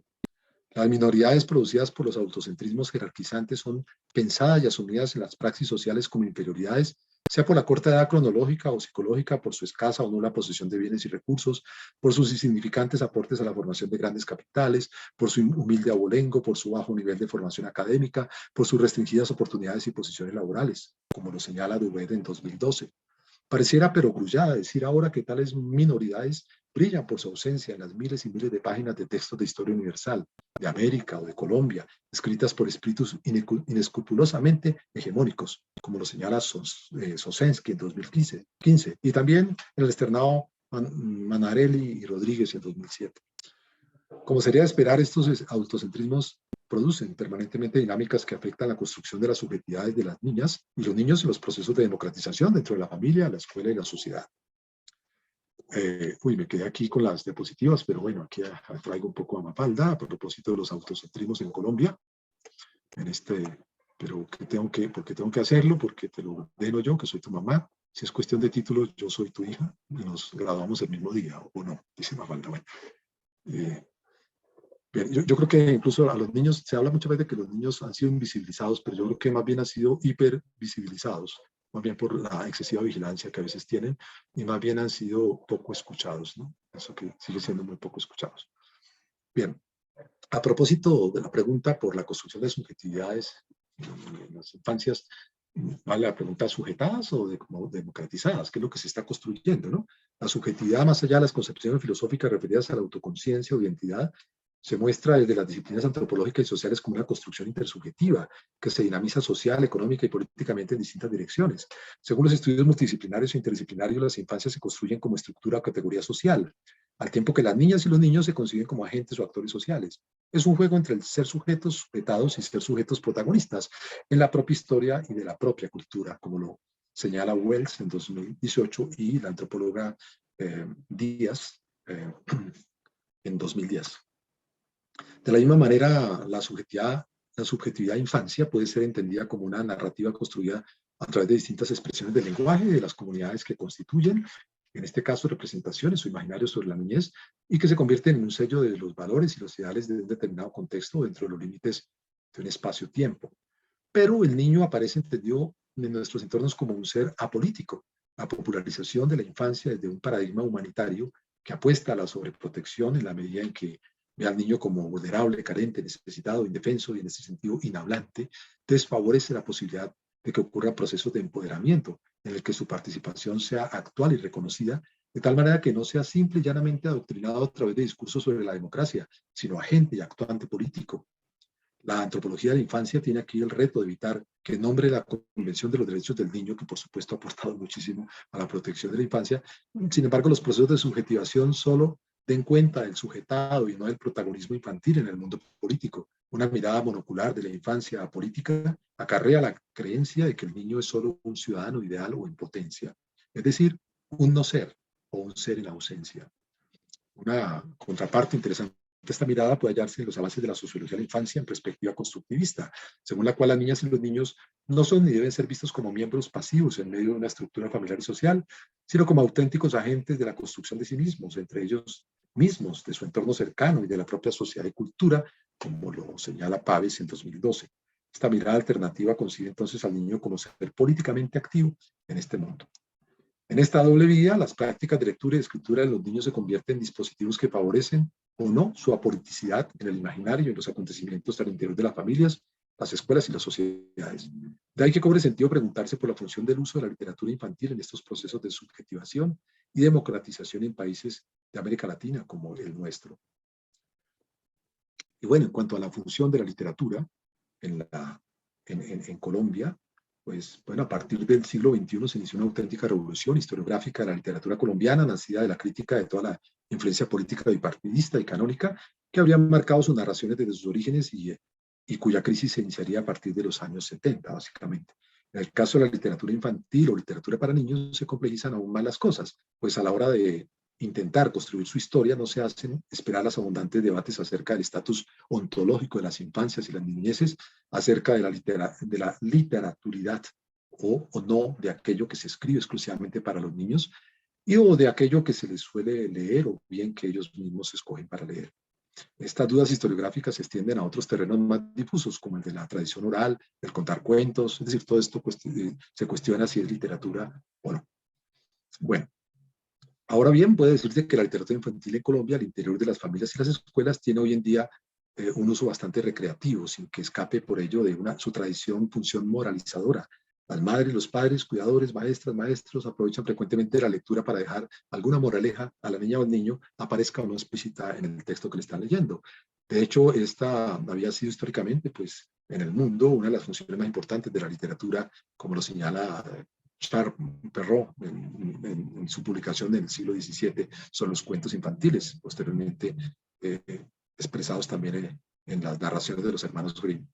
Bueno, pareciera, como se ha venido sugiriendo, que la sociedad frecuentemente ha necesitado negar al niño para afirmar al adulto que vive adaptado a la sociedad, y la literatura ha contribuido a ello como un mecanismo más de socialización funcionalista, como lo señala Páez en 2012. No será necesario entonces estar en Checoslovaquia, controlada por Lenin, para descubrir las construcciones de subjetividades infantiles que se hacen aún en las escuelas a través de la literatura, como lo muestra Testar en 2013. Cada nación lo hace a través de sus propias pedagogías, que siempre están ideologizadas y que politizan indudablemente la infancia, pero a favor prioritariamente del adulto, como lo muestra Peters y Tesar en 2018. El miedo y el terror a perder la autoridad se disfraza de democracias escolares y revierte fácilmente en la captura de la vida intrafamiliar a favor de los propósitos de la institución formalizada. La escuela territorializa en buena parte a la familia y captura mucho de su tiempo, su espacio, sus relaciones materno-paterno-filiales para obedecer a propósitos ajenos, especialmente aquellos propósitos que dependen de los derroteros estatales y que en muchos casos no favorecen el bienestar de las niñas y los niños, sino solo el espíritu de competencia académica que los agobia y esclaviza actualmente. Consecuentemente, la representación estudiantil en los gobiernos escolares funciona similar a las capturas de los jefes sindicales en las fábricas. Los autoritarismos se mimetizan o camuflan con democracias representativas que se prolongan hasta el interior de las familias o que en el mejor de los mundos posibles entran en franca disputa o rivalidad con ellas. Las voces menores solo se escuchan para ser corregidas por las voces mayores, adultas y autoritarias. Esto es por escuchas pseudodemocráticas. Justamente uno de los dispositivos para mantener estas relaciones de poder autocéntrica de la literatura infantil, utilizada como tecnología de gobierno escolarizada y comercializada para vehiculizar a las niñas y a los niños hacia los propósitos políticos y culturales que les son ajenos. Estas formas de sujeción neutralizada infantil, quizás tejidas desde los mitos pedagógico, antropológico, en este país desfavorecen la construcción de autonomías en un sano equilibrio con las relaciones heterónomas necesarias para la convivencia, el trabajo cooperativo, la identificación de violencias y la construcción de paces, como lo subraya Conde en 2015. Ya voy a terminar. La literatura como un fenómeno estético, recreativo y como dispositivo de transformaciones y agenciamientos sociales se dispone y administra para la obediencia, la adaptación, la maduración del individuo, el cumplimiento de más tareas, la transmisión de tradiciones culturales arraigadas en la idea de sujeción y lejos del ejercicio intersubjetivo. En ese afán, la literatura se convierte en una herramienta para gramatizar, para ortografiar el lenguaje de las niñas y los niños, al punto de desvirtuar su valor y menospreciar su ostensible disfrute. Cuando trasciende el simple uso para favorecer la corrección del lenguaje oral y escrito, se convierte en objeto de análisis literario y finalmente en herramienta privilegiada para sujetar, para adoctrinar, para moralizar y adultizar al niño. Un texto que revele las debilidades del adulto servirá siempre desde la mirada adultocéntrica, como un excelente contraejemplo de la buena moral y las buenas costumbres, o será exorcizado como literatura subversiva o maldita desde el implacable tribunal de la racionalidad humana. Bueno, y voy a terminar. En Colombia, sin embargo, es más frecuente hoy en día encontrar profesores que proponen y realizan ejercicios de crítica literaria con los adolescentes en las aulas de clase, pero no es suficiente que termine estos estudiantes regulados, perdón, pero no es infrecuente que terminen estos estudiantes regulados y vigilados por el adulto que evita que escapen a las subjetividades que desea o tiene que moldear a la luz de las pretensiones institucionales regidas por los derroteros del Ministerio de Educación Nacional o la Secretaría de Educación Nacional Distrital. Y bueno, creo que estoy ya preocupado por tiempo, pero Leonardo, voy a tomarme, mostrar que me queda aquí. Es que voy a saltar aquí porque creo que si no el tiempo no me va a dar. La literatura infantil, pensando un poco de la epistemología del sur, debe ser hoy un dispositivo para la liberación de las esclavitudes infantiles, para la construcción y democratización de las subjetividades, para la promoción de políticas públicas que favorezcan el empoderamiento de las niñas y los niños en Colombia y en el mundo. No deben ser utilizadas, por el contrario, para ideologizar tempranamente a las niñas y los niños de forma tal que se les utilice nuevamente para apoyar y votar por los intereses adultocentristas de quienes, bajo el engaño de prometer libertades y derechos sin límites, someten sus vidas, sus cuerpos para contraponerse destructivamente y dogmáticamente a quienes no comparten sus mismas ideas. En Colombia ya se han hecho avances sobre este tipo de literatura y bueno, allí cito algunos autores. No voy a decir más porque se me iría más tiempo y creo que estamos como verdaderamente en el límite. Entonces, a manera como de, aquí tengo unas conclusiones, pero yo creo que ya de alguna manera me he anticipado a ellas con lo que he dicho, a ver si de pronto, pero creo que sería importante seguir pensando en una especie de canon, no camisa de fuerza, pero en un canon que esté atravesado pues por todas estas formas de liberar del autocentrismo, por ser un autoritarismo que no favorece la formación de la autonomía y por lo tanto la formación del ciudadano democrático. Y bueno, otra cosa que había revisado por allí era pues qué pasa con en los programas que tenemos en Colombia con respecto al papel de la literatura y simplemente pues por ahora comentar más que esas son obras que alientan un poco el antiautoritarismo. Aquí esta obra es colombiana, reciente, y esta pues, es un clásico de la literatura universal infantil. Y bueno, decía pues, que alienten una lucha contra el antiautoritarismo y por lo tanto alienten la formación en realidad de la democracia, ¿no? De los primeros años. Y aquí pues finalizo con algunas preguntas que ya que yo voy a mirar de pronto las preguntas que pueden venir hacia acá, pues quisiera socializar también las preguntas que me gustaría compartir con ustedes y que podríamos, yo creo que más bien como entre todos abordar, ¿cierto? Sí, no sé si lo de Juan Pablo es una pregunta o pues digamos, si la quieres escribir o... Sí, Juan Pablo.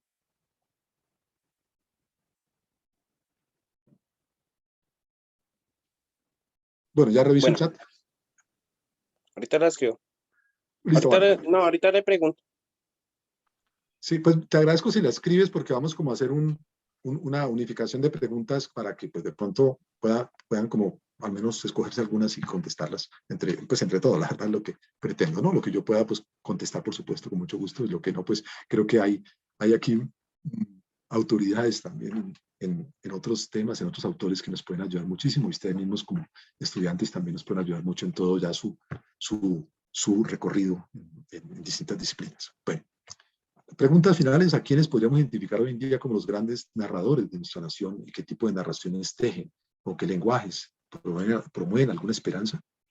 En nuestras luchas actuales por la democratización de nuestras naciones en América Latina y principalmente en Colombia, ¿hay algún rasgo o asomo de dogmatismo e inquisición frente a quienes no comparten las ideas que se consideran más progresistas? Esto lo hacía pues trayendo un poco esa pregunta que me parecía interesante de todas formas de Alan Bloom, ¿no? ¿Qué función cumple la literatura, la filosofía y en general las humanidades en la educación de la niña, el niño, el estudiante, el individuo, el ciudadano en Colombia? ¿Qué papel debería jugar la literatura en cualquiera de sus formas de presentación en la construcción de las subjetividades democráticas en las niñas y los niños?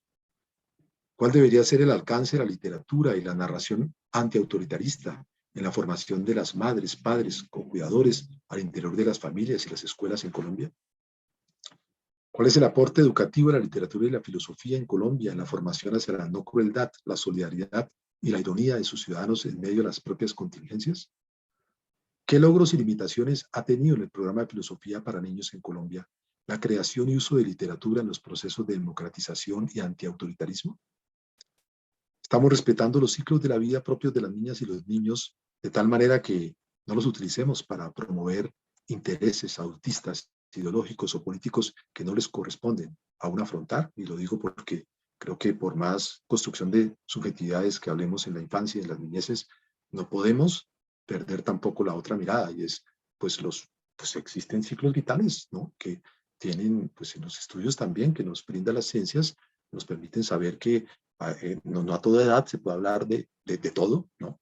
Y que como que cada cosa tiene también sus momentos, ¿no? Y creo que en ese sentido puede haber, ¿no?, tendencias a ir respetar estos momentos. Me parece muy importante también como pregunta. Bueno, muchas gracias.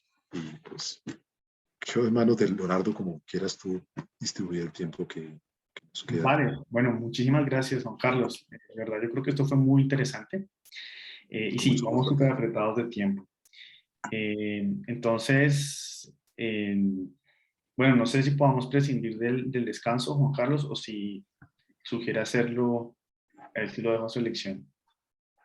Para No, que no, usted- no, tranquilo, Leonardo. Si quieres, yo voy mirando acá lo que haya habido. eh, lo que haya habido. Ah, no, solo hay una, por ahora creo que solo hay una pregunta que iba a anotar Juan Pablo, pero sí, pero yo sugeriría, Leonardo, si te parece, que de pronto a raíz de las mismas preguntas que yo he suscitado, pues de pronto pueda iniciar como la conversación, ¿no? Que creo que es eso, básicamente, una conversación. Vale. Yo envié una pregunta también por ahí. Ah, perdóname, entonces de pronto estoy mirando mal y no estoy, tú enviaste por el chat, pero en el chat, Ah, es que es probable que se haya perdido por la desconexión. Se haya borrado como el... pues si de pronto, si quieres volver a anotar, Leonardo, y mientras de pronto vamos escuchando, pues pienso yo que no serán pues, solo las preguntas, sino las reflexiones que se quieran hacer alrededor de esto, las opiniones Vale, sobre sí. lo que se está conversando, que creo que es básicamente eso. Vale, pues yo voy a tomar la palabra y supongo que después Juan Pablo tenía su pregunta. Entonces, pues Juan Carlos,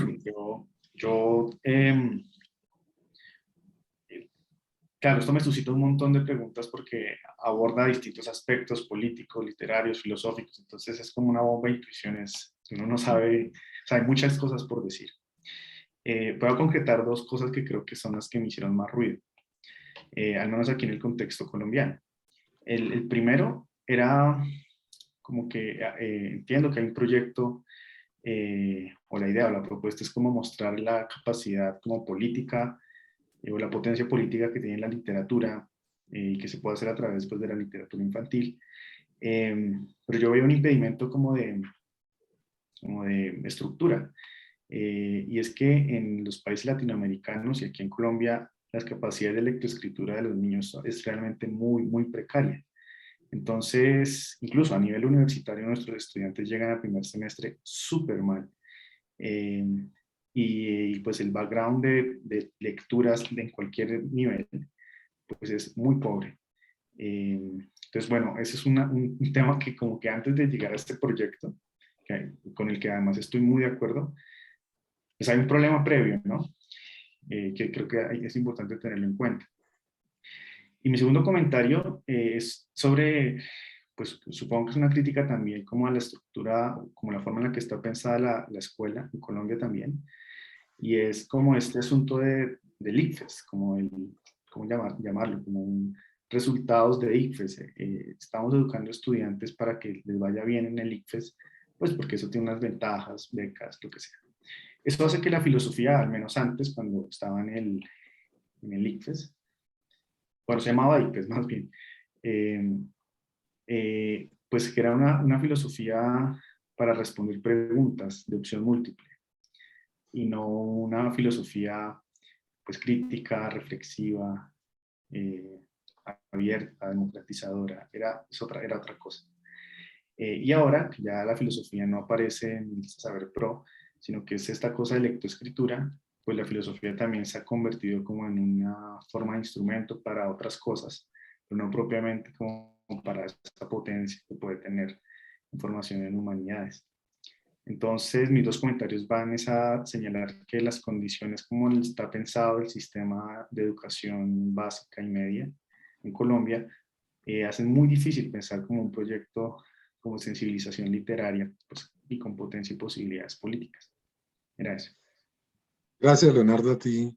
Muy interesante, pues me parece tu reflexión, tu eco, tu cuestionamiento. De hecho, pienso que estos son, digamos, estos pensamientos que desarrollé allí a propósito de la infancia es por, justamente obedece a mi desilusión con esperanzas, para utilizar nuevamente la expresión de Rorty. Es decir, creo que de esta forma no nos podemos cansar de buscar la transformación, como hoy en día muy en manos de las juventudes nuestras se buscan, ¿no? Se buscan. Por lo tanto, pues claro, siempre tiene que haber como la propuesta, la contraparte, pero entiendo perfectamente las dificultades que tú señalas, por ejemplo, con respecto a las desarrollos de habilidades en la oralidad y la escritura. Pienso que es difícil establecer allí la relación causal, ¿no? ¿Cuál es la causa y cuál es el efecto? Porque personalmente muchas veces que estoy en mis clases, y lo digo no tanto en los programas de filosofía donde uno encuentra pues mucho más participación, pero sí a veces en programas, yo trabajo mucho con programas de psicología, por ejemplo, en otras universidades y pues encuentro que los estudiantes cuando se abran los espacios para la conversación quedan absolutamente mudos. Y estoy hablando de estudiantes que están ya terminando carrera, ¿no? Y lo primero que a mí se me ocurre decirles cuando veo ese mutismo es preguntarles cuántas veces los han castigado en clase por hablar, ¿no? Porque es que sí creo, no lo digo irónicamente, pero sí creo que obedece a que desde el principio nos están diciendo cómo hablar, qué decir y qué escribir. Y cuando nos volvemos adultistas en ese sentido, como que atrofiamos esa creatividad y además, yo diría, esa motivación tan grande que generalmente tienen las niñas y los niños para hablar. O sea, es que veamos un niño nomás cuando ya empieza a hablar, las niñas primero, las niñas antes hablan ya al año y los niños aproximadamente a los 2 años, pero cuando ya verbalizan mucho, generalmente a menos que tengan algún problema especial en su desarrollo, pues se muestra una motivación, una emoción para hablar, o sea, se hablan todo el tiempo, se narran todo el tiempo y también cuando aprenden a escribir quieren empezar, pero claro, muchas veces ya la misma escritura es una escritura aprendida a base de ciertos parámetros que no les permiten ciertas libertades. Yo creo que así como pasa con la matemática, pasa con la escritura, es que desde muy temprano están desinflando totalmente la motivación de las niñas y los niños. Cuando les piden, nomás para entrar ya a un jardín, ya les están pidiendo, ¿no? Entonces cierta motricidad fina, casi que haciéndoles un test a ver si están nivelados, y cuando pasan al colegio grande ni se diga, ¿no? Entonces tiene restricciones. Tú ya no puedes entrar acá porque es que ya tienes 3 años y no hablas inglés, ¿sí? Entonces, no, ¿qué es eso? Entonces, obviamente lo que hacen es asustarlos. Creo que destrozan mucho la capacidad que tienen de oralidad y escritura.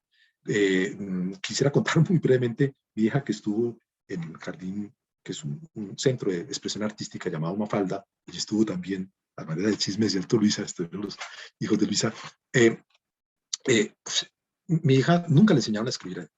Y nosotros fuimos incluso preocupados como padres a preguntarle justamente se me fue el nombre, Maritza Díaz, la antropóloga que yo citaba, ¿no? Profesora de la Javeriana, investigadora en estos temas. Pero Maritza, ¿cuándo le van a enseñar a escribir a nuestra hija? No, es que aquí no enseñamos eso. Primero más bien las motivamos los motivamos para que descubran por su cuenta la importancia de la escritura y la oralidad, no que aprendan a escribir, eso lo van a buscar ellos mismos. Y en efecto, mi hija empezó a escribir y a leer, sobre todo a leer, y yo pensé que ya le habían enseñado a leer allá en Mafalda, y me fui a decir, bueno, pero sí le están enseñando a leer. No, aquí no le hemos enseñado a leer, pero es que ya está empezando a leer, los avisos que encuentra por ahí los lee, no está motivada, ¿no? Entonces yo creo que en ese sentido atrofiamos muy rápido, y por eso yo creo que lo que tenemos en las universidades hoy en día, casi todo, pues obedece en parte a eso.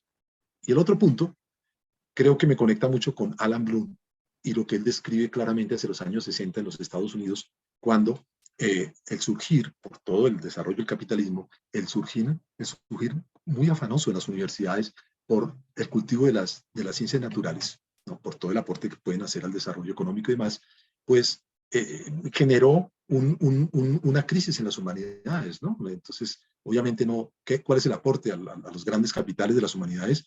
Y quienes podían de pronto salvar y construir un puente entre ellas eran las ciencias sociales. Pero dice Land cuando aparecieron las facultades de ciencias sociales, en principio la antropología intentó hacer allí una conexión interesante, pero después, en su afán de positivizarse, en su afán de competir con el estatus de cientificidad de las ciencias naturales, pues dejaron también nuevamente de lado las humanidades se convirtieron en el departamento de humanidades, que es lo que nosotros hemos heredado y que sufrimos permanentemente y que se convierte en los colegios en las materias relleno, ¿no? Como tú lo decías de la filosofía, y que máximo se utilizan a la luz de los derroteros que nos dé la escuela y entonces las preguntas en filosofía para responder, los autores para aprenderse, pero mi hija sufre en este momento eso que está viendo filosofía. Se quería gozar toda la filosofía, partí aquí un vaso de la emoción, pero se quería gozar toda la filosofía, ¿no? Toda la filosofía, pues porque ya hemos hablado muchas cosas con ella y pues se encuentra en este momento decepcionada de sus clases de filosofía, porque le están pidiendo, ayer estaba en un examen oral sobre la demostración ontológica de San Anselmo de Dios, y pues lo dijo al pie de la letra, no lo dijo. ¿Qué es eso? O sea, y si va a decir algo, si averigua por su cuenta algo, entonces ya no vale porque eso no estaba dentro de lo que se esperaba que contestara. Entonces, pues, totalmente, pues, atrofia, ¿no? Atrofia total. Pues no sé, pero también quería hacer como este tipo de eco con respecto a lo que tú decías. Entonces creo que, por supuesto, no es traer, digamos, como una propuesta para aterrizarla de una vez, sino pensar todas estas cosas que infortunadamente impiden, ¿no? Pero esto yo creo que es más que una propuesta, es una denuncia, ¿no? Es una denuncia que hay que seguir haciendo, ¿no? Tratando de buscar caminos. Perfecto, muchísimas gracias. No, Leonardo, a ti. Vale, bueno, supongo que Juan Pablo, que había levantado la mano. Adelante, por favor. Sí, bueno, eran dos dudas. Una que pues está al tanto el profesor Carlos de, pues no sé, como el criterio literario que puede ahorita tener en la influencia infantil lo que es YouTube y lo que es los YouTubers y los influencers. Porque pues eso me parece que pues a mí fue formativo, ¿no? Igual eso no es como muy reciente, eso ya tiene como sus 10 años y yo sus 20 años y entonces yo creo que yo crecí con eso, yo crecí como con esos guiones pues de los creadores de contenido de YouTube que son un poco pues humoristas y bueno, como señalar eso que me parece como que ahorita pues es como muy importante. Lo otro que ya pues era como más pues, salido del tema porque pues tiene que ver con el área de salud en la que hago parte. Entonces, pues está este problema que una chica está investigando sobre la pedofilia y sobre, pues sobre ahorita cómo es que surge pues este asunto de MAPS, ¿no? Y cómo es que... em, Entonces a mí me surge pues sí la duda de, porque la verdad es que yo no la he leído, ¿no? La novela. Entonces pues yo quería preguntarle pues qué opina de la novela Lolita, ¿no? Porque hasta ahorita como que empiezo como a entender que tenía como un prejuicio muy grande. Entonces pues porque digo como bueno, o sea, porque se da ahorita tanta pedofilia, entonces debe ser como porque a través de la cultura ahorita se está produciendo como mucho contenido pues de eso, ¿no? Entonces yo quería saber su opinión como más profesional que la mía. Gracias, Juan Pablo. No sé qué tanto logre abarcar lo que dices, pero gracias por la pregunta y quizás otros quieran hacer la intervención para decir otras cosas. Pero con respecto a lo primero, sí, yo estoy de acuerdo contigo y pienso que Rorty lo estaría, y es que ante la pregunta cómo nos narramos, pienso que nos narramos en nuestro país de muchas maneras y hoy en día en el mundo de muchas maneras, y esas maneras también tienen que ver con los youtubers, tienen que ver pues con todas las redes sociales y tiene que ver con la televisión y por eso mencionaba incluso hasta los juegos. Entonces yo sí creo que son formas de narrarse. Ahora, el problema más bien, si volvemos a Rorty, es de qué manera nos narramos a través de las redes, ¿no? Porque si nos narramos negativamente todo el tiempo, si nos narramos queriendo hacer cambios, pero solo pensando en la destrucción, pues terminamos, honestamente pienso que terminamos mal, ¿no? No es la manera. O sea, creo que el problema no es el medio, el problema es definitivamente, pues, qué hacemos con él, ¿no? Y qué narramos con él. Entonces yo creo que de todas formas, esto que tú señalas, pues habría que ver también y valorar qué tiempo le dedicamos, ¿no? Porque a veces puede ser excesivo el tiempo, ¿no? Nos dejamos comer por las cámaras y los videos y ya no solo tenemos, ya no solo vamos a tener tiempo para leer, no vamos a tener tiempo para leer un canon, ¿no? Sino que no vamos a poder leer cuántas obras literarias. O sea, creo que nos podemos preguntar a nosotros mismos, bueno, ¿cuántas obras literarias ha leído hoy en día, no sé, un joven de tu edad? Y eso que tú eres, por supuesto, una persona muy inquieta intelectualmente, ya con una formación muy importante en tu disciplina, pero ¿cuántas obras literarias completas he leído? O hasta dónde, por la misma incluso presión de los colegios, de los tiempos, de la cantidad de tareas que dejan, en fin, el estudiante pues termina buscando sus resúmenes y pues sus resúmenes ahí hasta muy buenos y críticas, ¿cierto? A la obra y todo esto. Entonces, pues, ¿cuántos han leído a Homero, ¿cierto? Y cuántos pues se lo han visto por resúmenes y por lo que dice el youtuber que dice saber de eso. Entonces creo que pues, claro, ahí está el punto del criterio, ¿no? El criterio para también ser muy selectivos con este tipo de información y ser muy críticos también, yo pienso, con este tipo de información. Creo que no se trata jamás de satanizar las redes sociales o los youtubers, de ninguna manera, por supuesto, tienen mucho que aportar. Pero yo creo que vale la pena justamente aportar en ese sentido. Y ojalá que personas como tú y otras personas que están aquí presentes, pues también en algún momento fueran youtubers, pero pues que permitan avanzar, ¿no? En la construcción de una mejor nación, de una mejor escuela, de una mejor universidad. Eh, y con respecto a lo segundo de Nabokov, pues es mencionado muy mencionado por Rorty, dedica todo un capítulo en el texto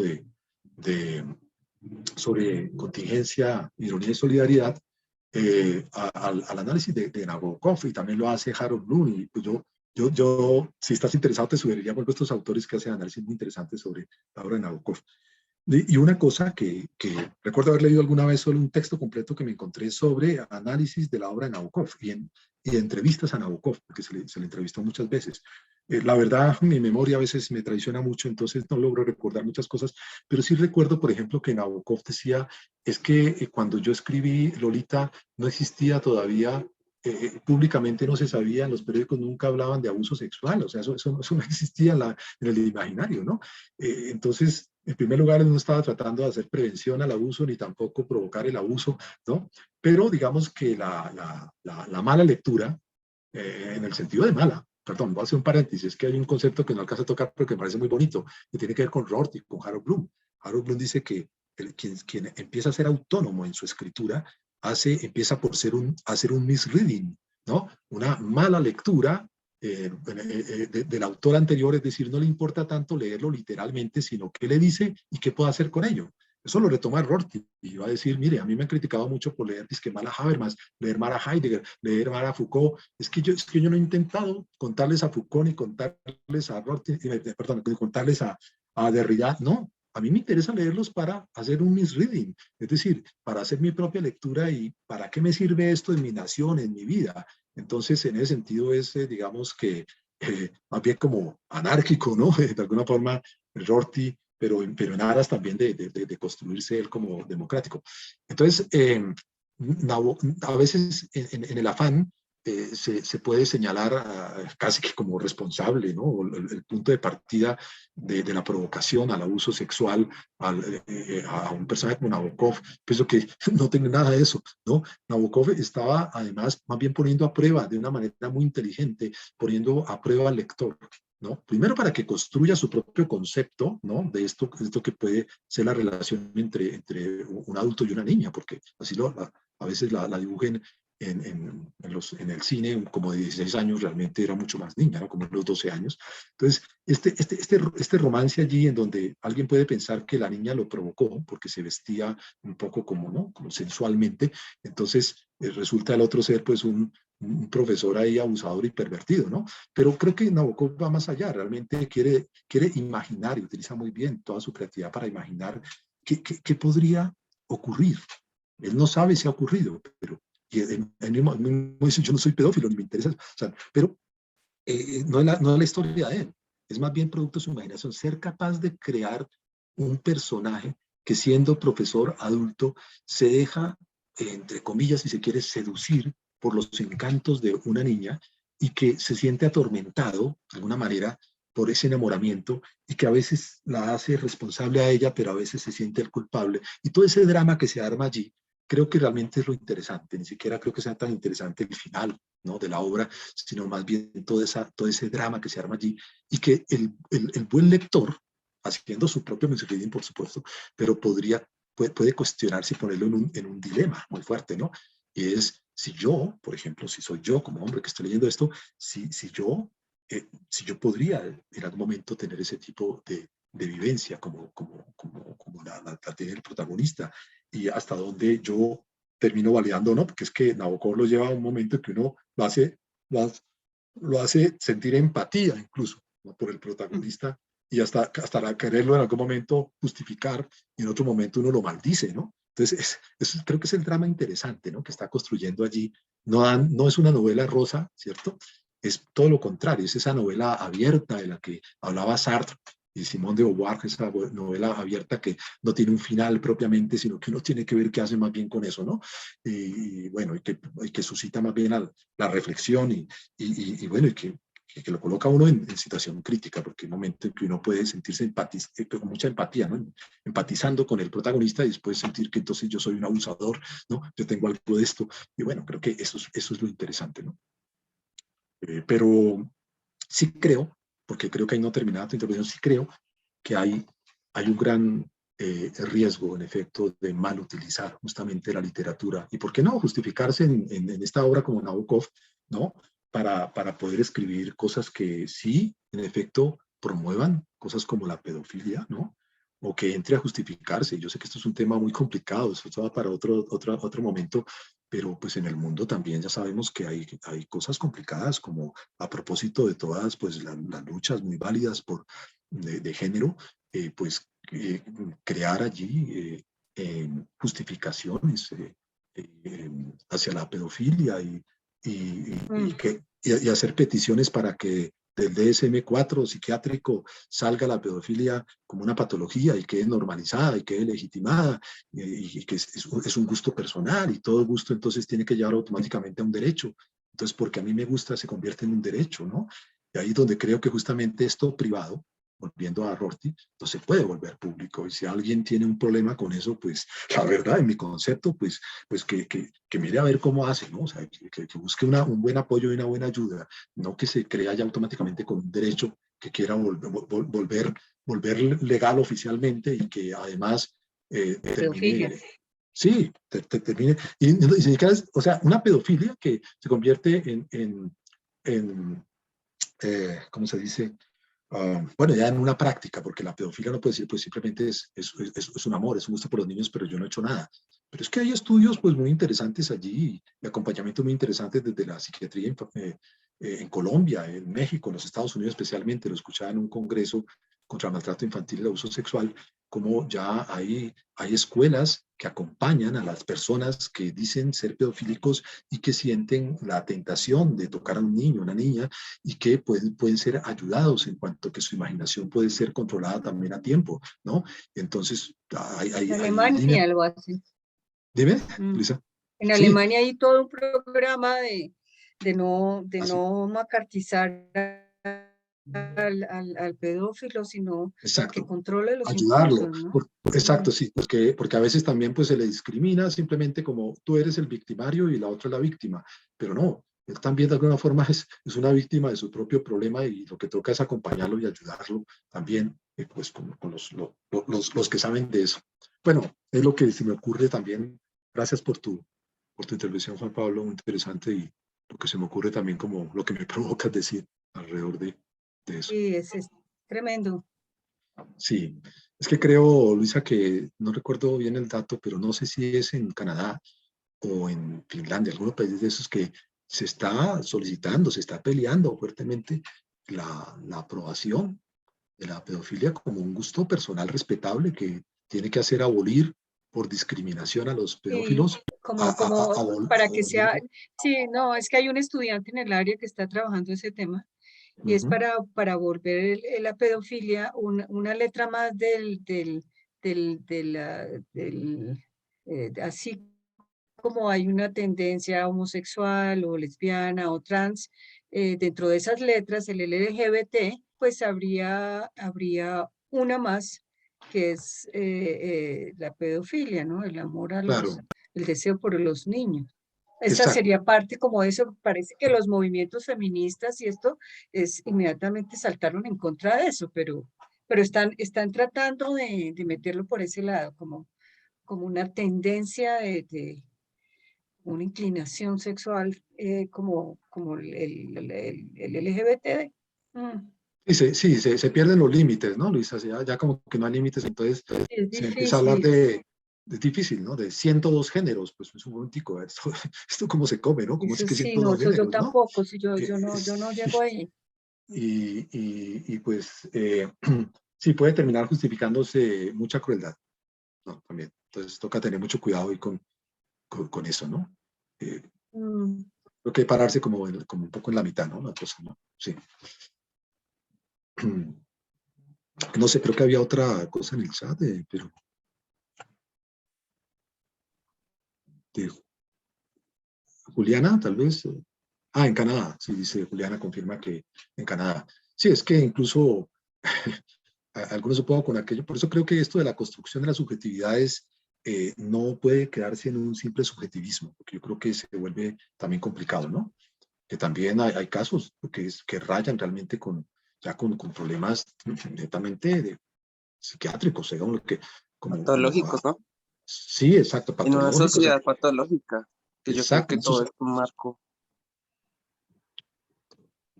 que no soy muy experta. sí, no, pero exacto, sí, Juan Pablo. Personas que de verdad, hay una asociación de personas en los Estados Unidos que se creen caballos, ¿no? Y han llegado a exigir incluso al Estado que les tiene que costear toda la vestimenta de caballos porque es un derecho que tienen, ¿no? Es un derecho que tienen a sentirse y a vivir como caballos, ¿no? Pues esto ya de qué se trata. Y otro Como personaje exigiendo, sí, otro personaje exigiendo pues poder ser, su identidad es extraterrestre. Entonces, pues, no, entonces, ¿qué hacemos con eso, no? Y otro incluso diciendo soy pues, de un género fluido en donde hoy soy niño y mañana adulto. Entonces, cuando soy niño puedo abusar de niños, ¿no? Es decir, y cuando soy adulto, pues, ¿no? Entonces, ¿desde dónde me estás juzgando? Cuando me vayas a abrir un juicio por abuso, pues ese día soy niño, ¿no? Y yo soy género fluido y ya. O sea, de esto, pues, hay mucha tela que cortar y muchas cosas que pensar con mesura, pienso yo, ¿no? Porque extremo sí.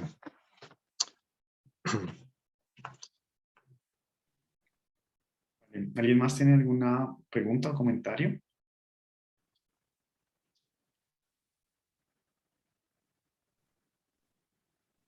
¿No? Yo tengo uno, si no hay nadie más.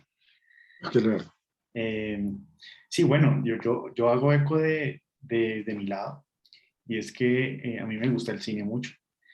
Y yo hago un argumento paralelo con respecto al cine, como una forma una forma artística, una herramienta pues para narrar historias que usualmente han sido invisibilizadas. Y en Colombia, pues puedo distinguir como dos ejes. Uno es como un cine muy comercial, un cine que está hecho para llenar taquillas, como, no sé, como El Paseo, cosas como esas.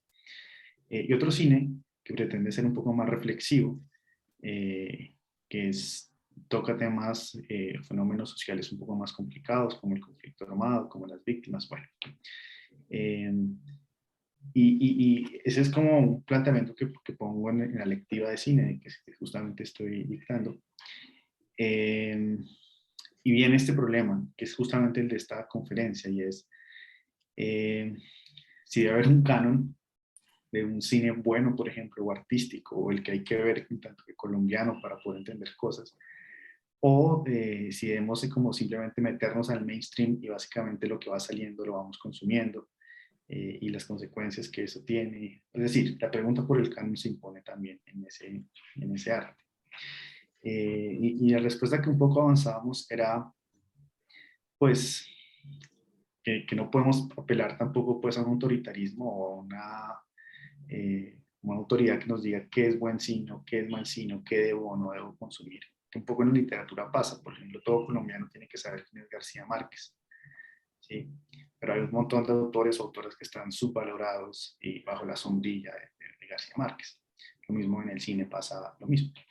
Y bueno, la respuesta que avanzamos era que no puede haber como un criterio último, un poco es como explorar, pero sí que teníamos que hacer como conciencia de la importancia como de ampliar visión, y de permitirse uno ver un poco de todo, un poco de este cine, un poco del paseo, un poco de Marvel, un poco de Netflix y también un poco de así.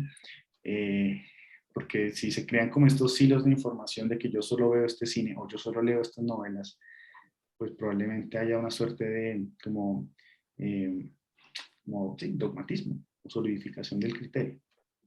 De cómo eso. Entonces solo quería hacer como ese Sí. comentario paralelo. Creo que hay otras Pues, fuentes por lo mismo. sí, interesante, Leonardo, lo que están investigando y comparto la idea de que obviamente en el ánimo de hacerlo mejor no se puede caer otra vez en el autoritarismo. Finalmente, cada uno va a leer lo que quiera, ¿cierto? Y va a ver lo que quiera. Digamos que eso es parte de su elección.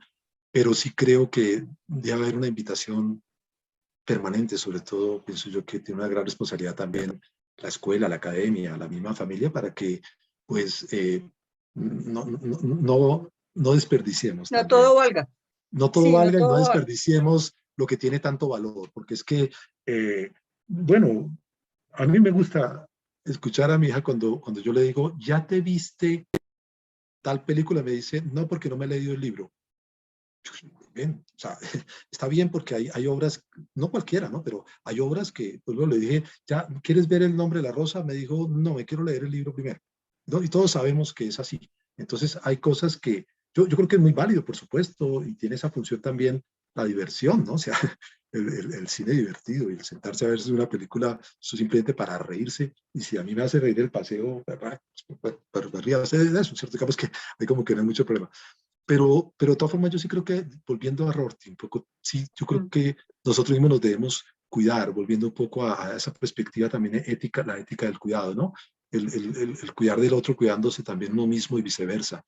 Y creo que también en esto tiene que haber cuidado, porque llega un momento en que se abre demasiado la puerta y podemos terminar viendo, la verdad, tanta basura, o incluso más que basura, cosas que nos quieren más bien transmitir, eh, pues la verdad, antivalores, ¿no? También para nosotros, ¿no? Que atentan contra la misma democracia que tanto añoramos y demás. Entonces yo creo que ahí nosotros, desde la academia, pero también como padres, bueno, como ciudadanos, yo creo que tenemos que seguir también cuidándonos en ese sentido, pero muy de acuerdo en que no es, la vía nunca será la imposición, y en ese sentido el concepto de canon tiene que ser más invitatorio, ¿no? No una medida pues de imposición. Obviamente ya en el caso de los colegios, por ejemplo, pues creo que es un tema complejo porque habría que mirar, porque igual ahí nos van a colocar siempre un canon, ¿no?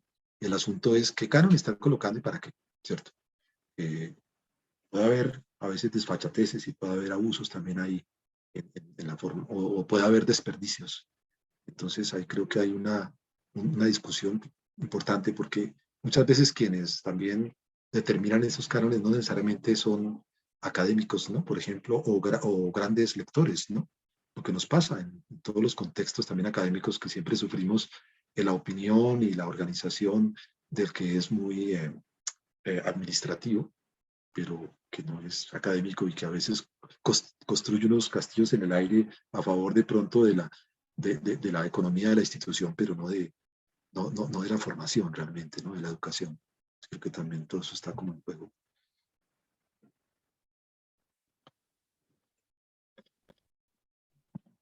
Vale, bueno, ya estamos sobre la hora, pero si alguien más quiere hacer alguna pregunta, pues bienvenida como para cerrar o podemos dejar ya ahí.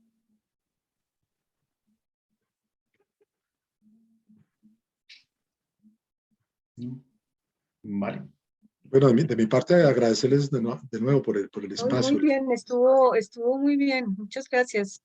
Lisa. Y Juan Carlos, muchísimas gracias. Rorty sigue siendo un filósofo supremamente sugestivo. Sí. Siempre nos ha gustado, siempre nos ha gustado. Sí. Sí, Sí, así es. yo creo que Y- uno siente un frescor cada vez que está en la inmunda. Parte de eso, de esa lección de tener una buena formación es leer a Rorty. La Rorty Entonces, es muy amable, sí, además escribiendo es muy amable. escribe, es un excelente escritor, es un excelente pensador y una gran posibilidad como de autonomía filosófica. Yo creo que es de los filósofos que hay que leer, es Richard Rorty, sin Sí, duda. no, y para mí ha sido muy agradable el espacio, de verdad, y además muy productivo también en el buen sentido para mí, Muchas gracias. porque como estoy trabajando algunas de esas cosas en mi tesis doctoral, pues la realimentación de ustedes, los ecos, las preguntas, me hacen también madurar muchas cosas para bueno, seguirlas trabajando y mirar como por dónde va la cosa. Esperemos. Para sentirte a gusto. Sí, Esto es un muy bonito realmente, trabajo. Mm. sí. Y Sí, ojalá muchas cuando lo gracias. termine, pues lo pueda presentar también. Súper invitado Sí, también. Se lo claro estamos que Sí, sí. Sí, ojalá que tenga también en el buen sentido, esa presión, porque tú sabes que uno necesita también cuando está en estas, tener presiones de distinta índole para terminar, que uno siempre empieza a dilatar y en mi caso es muy bien particular porque además sufro de perfeccionismo para escribir, entonces es un lío. Ese es un lío porque uno siempre tiene que pasar la página para continuar y terminar. Entonces, eso hay que hacerlo, sí. Pero muchas gracias por el espacio, muy agradable. no, a ti muchas gracias. Bueno, entonces nos despedimos, ¿no? Dándote las gracias y a todos los que nos acompañaron. Estas voces filosóficas se acabaron, este semestre se acabó, no da más. Eh, Descansen, disfruten. Bueno, que estén muy bien. Bueno, gracias Luisa, Bye, lo mismo. bye. Chao A Leonardo, ustedes. chao Ángela, chao Juan Pablo. Chao. Muchas Chao a todos. gracias. Muy bien, Chao. bueno, chao, con gusto.